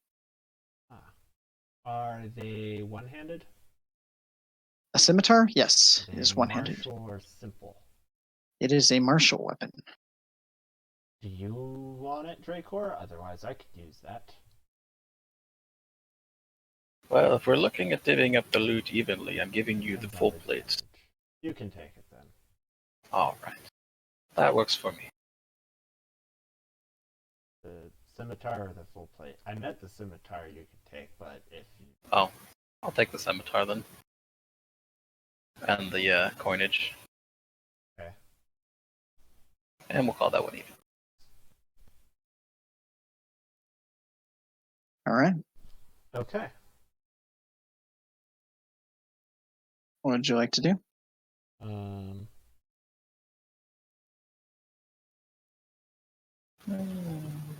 I'm writing things down. Do you That's think what I'm doing too. we have time to further investigate, or is it about time we head back?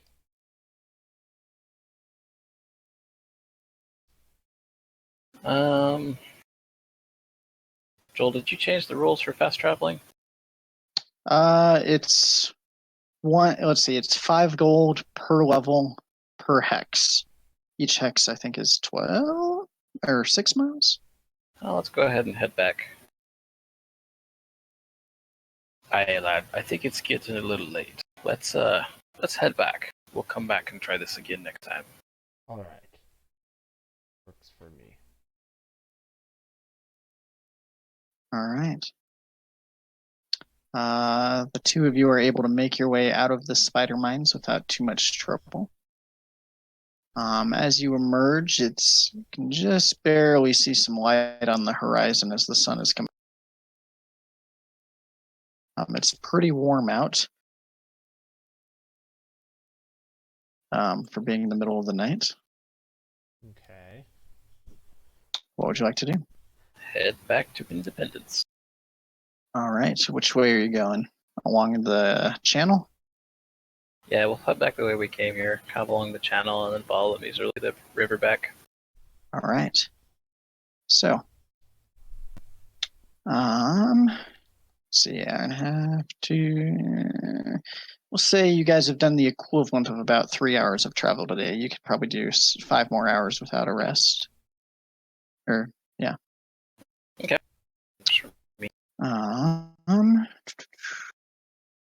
Through switch into this there. Okay.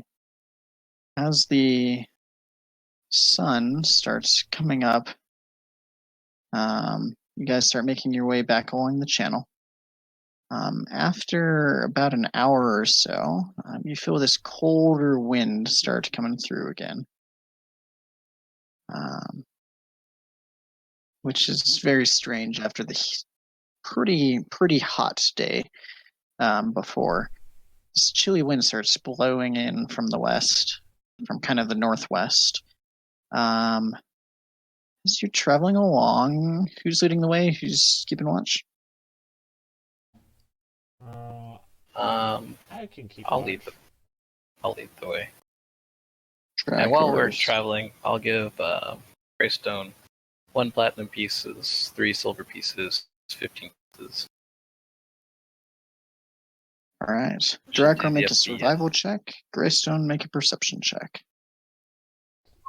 Good thing we're following the river.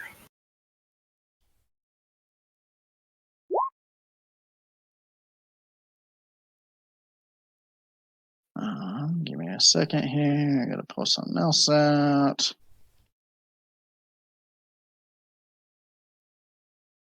Where is it? There it is. All right.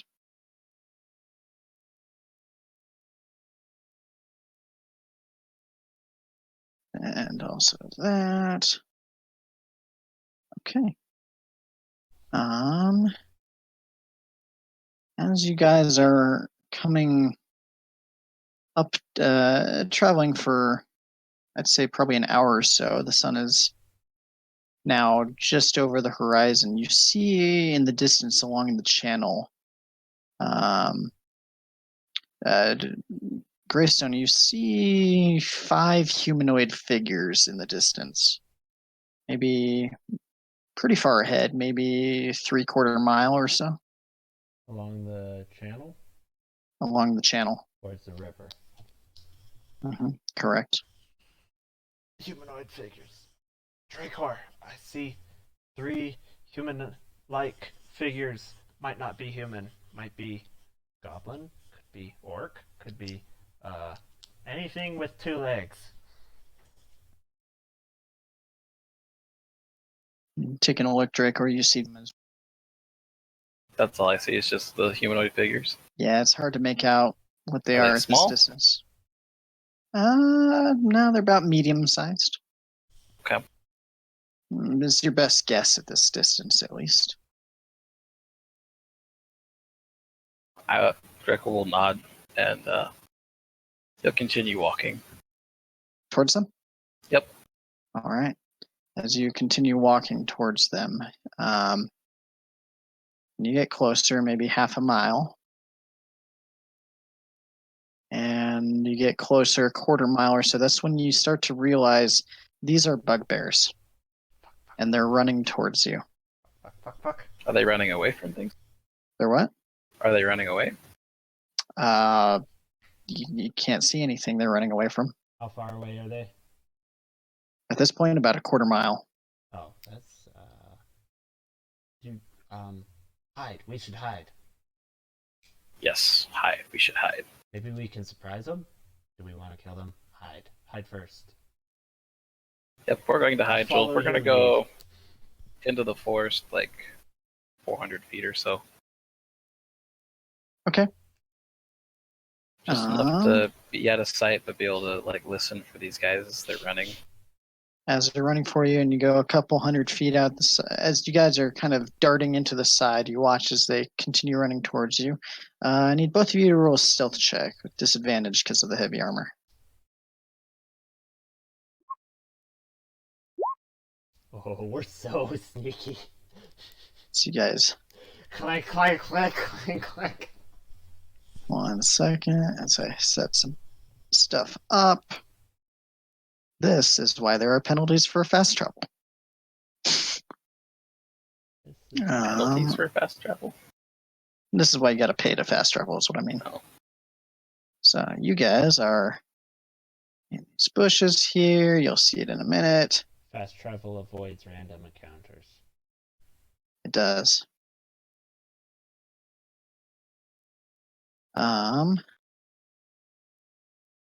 And now I move you.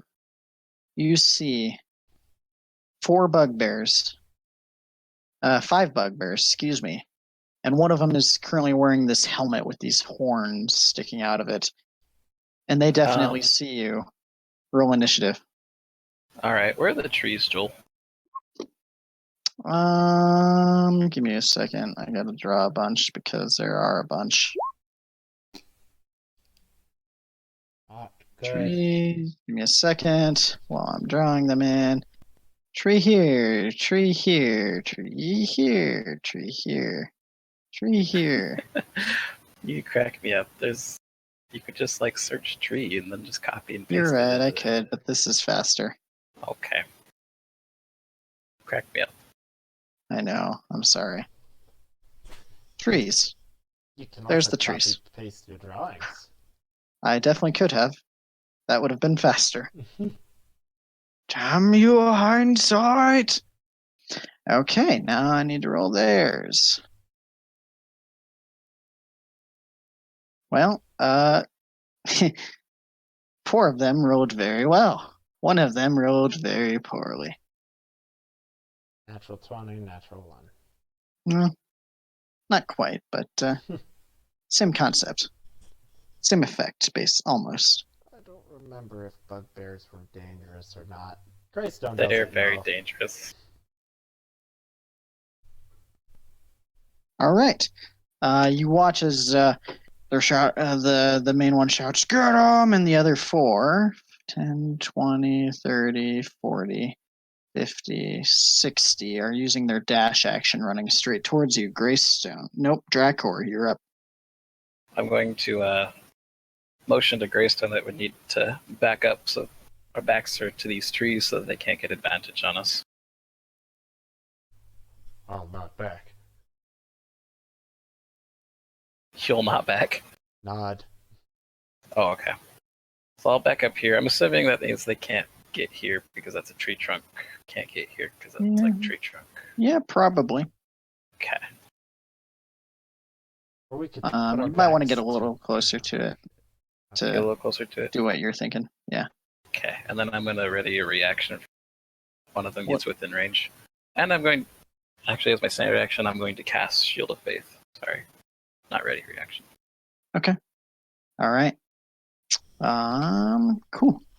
Grab your symbol and start to glow. Greystone, you're up next. I will run over there as well, and I'll put my back up to Drakor's back, I guess, or something. I don't know. I'll face the enemy. Right, chum. And I'll pull my shield out, and oh man, we should have taken time so I could put on the plate armor. Yeah, and my sword's out, and I'll save a reaction. If anything gets close enough to me, I'm gonna attack it. All right. Yeah. I think Now I'm gonna the get main turn, but- the main baddie, the big guy, the one that appears quite clearly to be the boss, is going to run up from behind, charging to the front. As the others continue to move towards you, 10, 20, 30, Shit, shit. 40, 50, 60, 40, 50, 60, 50, 60, 40, 50, 60. All right. Drakor, you're up next. Gonna ready a reaction for when one of these guys gets within range. And then you will do what? Attack him. All right. Give me a sec. Do a thing. Downside of traveling with just 2 people. Yep. Random encounters, Joel does not scale. I don't. I scale by area, not by party. Okay. Next up, the big guy. What? 10, 20, 30. Okay. Greystone, what would you like to do? I'm gonna prepare a reaction. First thing that gets close to me, I'm going to attack. That isn't Drakor, of course. But I want to say to Drakor, if things start getting really bad, we should just leave. We should. Just leave. Oh. Yeah, it probably cut out on me. Okay. Aye, but they are faster than me. I go down swinging. Oh, shit. 40, 50. He's range. And as a bonus action, can I use a bonus action? You cannot. Okay. Not as a reaction. Yeah. Damn it. Okay. All right, as you swing at him, 16 to hit. That as he comes close, he kind of shakes it off with his morning star, and just growls at you. That was all of his movement. Next up is the others. First one here is going to run up to you, Greystone. Gets within range. Make your attack.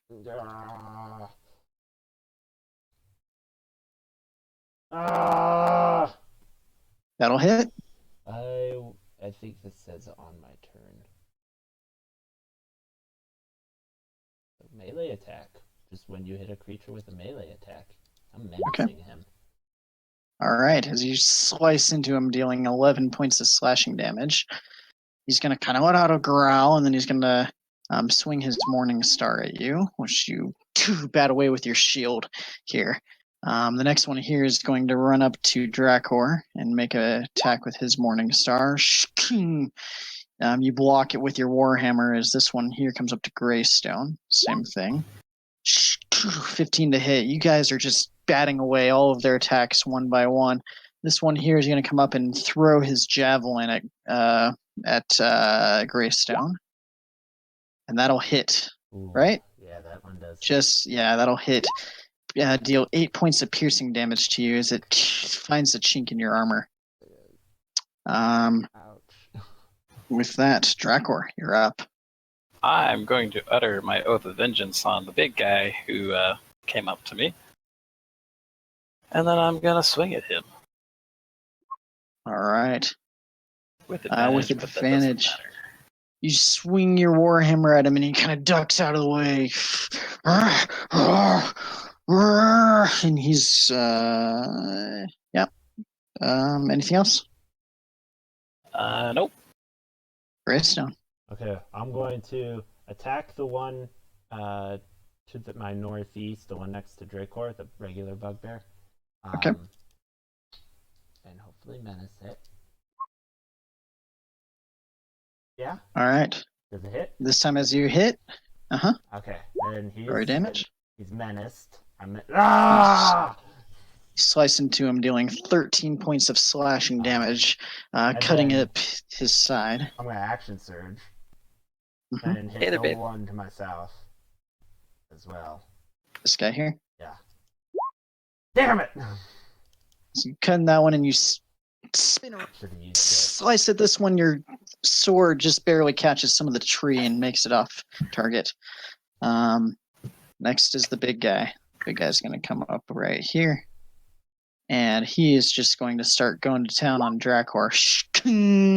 Knocks his Morningstar away with your shield, and he follows up with another one that is going to hit you for 16 points of piercing damage. I need you to make a Constitution saving throw. DC is 10. You succeed. You still have your Shield of Faith. I thought the DC was half of the damage dealt. Or 10 minimum. Okay. Yep. Cool. Yep. All right. Next are the other bugbears. So, these three in front of you, Chris, are all going to be attacking you. 1, 2, 3. 2 hits. 2 of those will hit for 17 total piercing damage. This one runs up to Drakor and is going to attack you. It's going to miss. As it swings its attack against you, and you just parry it away with the butt of your hammer. Drakor, you're up next. So the one next to me that Chris hit, how healthy is he looking? Not great. He's not looking great. Not terrible, but he's still hanging in there. Okay, I'm going to swing at the big guy then. All right. That'll hit. Roll your damage. All right, as you crack him right across the side of the ribs, you hear at least one of them crack as you deal 12 points of bludgeoning damage to him. And he appears to be getting more and more angry. Greystone, you're up. As bonus action, I'm going to use my second wind. 1d10 plus 3. Yes. Oh, that was the lowest possible. Great. That's unfortunate. Great. And then I will attack the same bugbear that's next to Drakor. This guy right here? Yeah. Make your attack roll. Nah, menace. Wing at him with your long sword and slice into him. 11 points of slashing damage, and he's not looking good. Big guy is going to make 2 more attacks with his Morningstar against Drakor. Both will miss, as the first one you block with your shield, and the second one comes in. It looks like it's going to hit you. Just this shimmer of your Shield of Faith knocks it away. With that, the rest are going to start attacking. The 2 on the north are both attacking Drakor. First one is going to hit.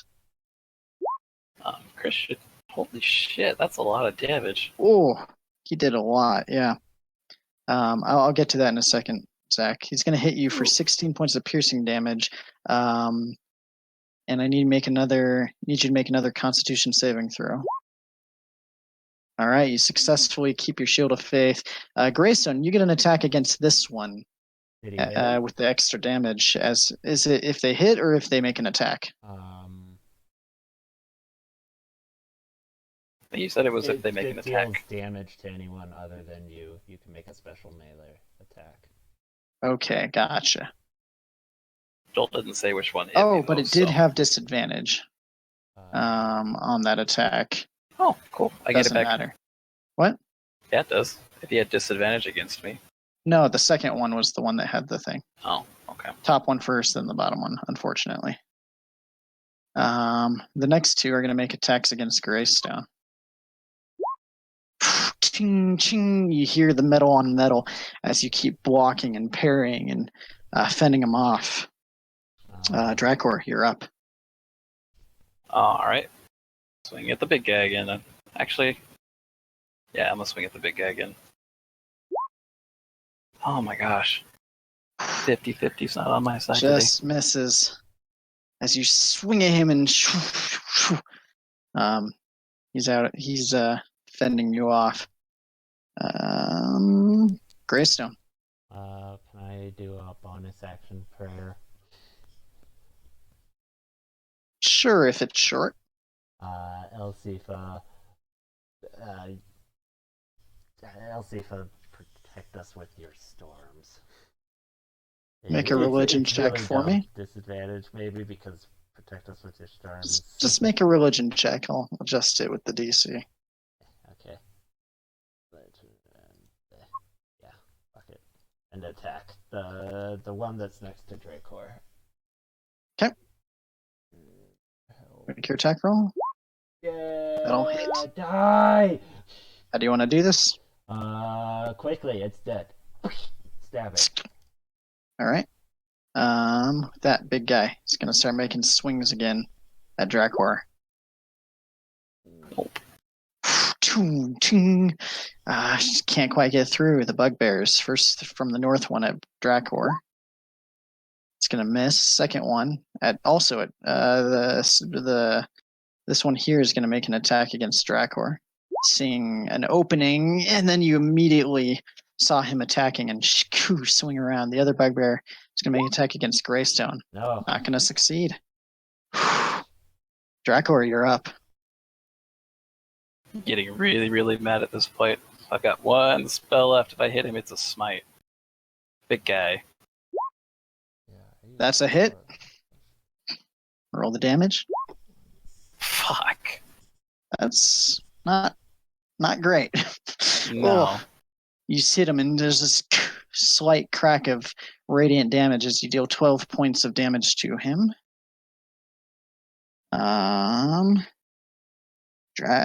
Greystone, you're up next.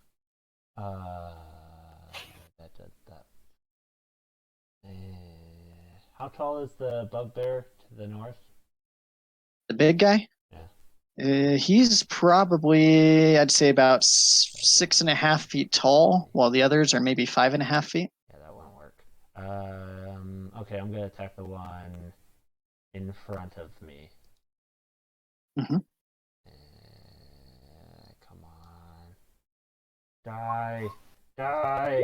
Roll your Menace. damage. All right, as you swing at this one, slash at him, deals 10 points of slashing damage as it cuts open a good chunk of his leg. And with that, big guy's making more attacks against Drakor. It's gonna hit again. 14 points of piercing damage. You're out. As it slams you down, Drakor. As you fall to the ground. This bugbear furthest south one is attacking Greystone. Hit. That'll hit. 14 points of piercing damage. So the two of you are now unconscious on the ground.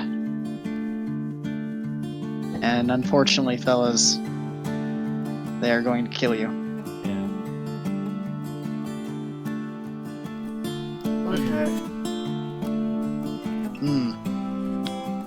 Man. All right. That's unfortunate, but that is how this goes. Unlucky rolls here and there. Unlucky random encounter. Alright, well, I guess that's that. You as players know a lot more about the spider caves now.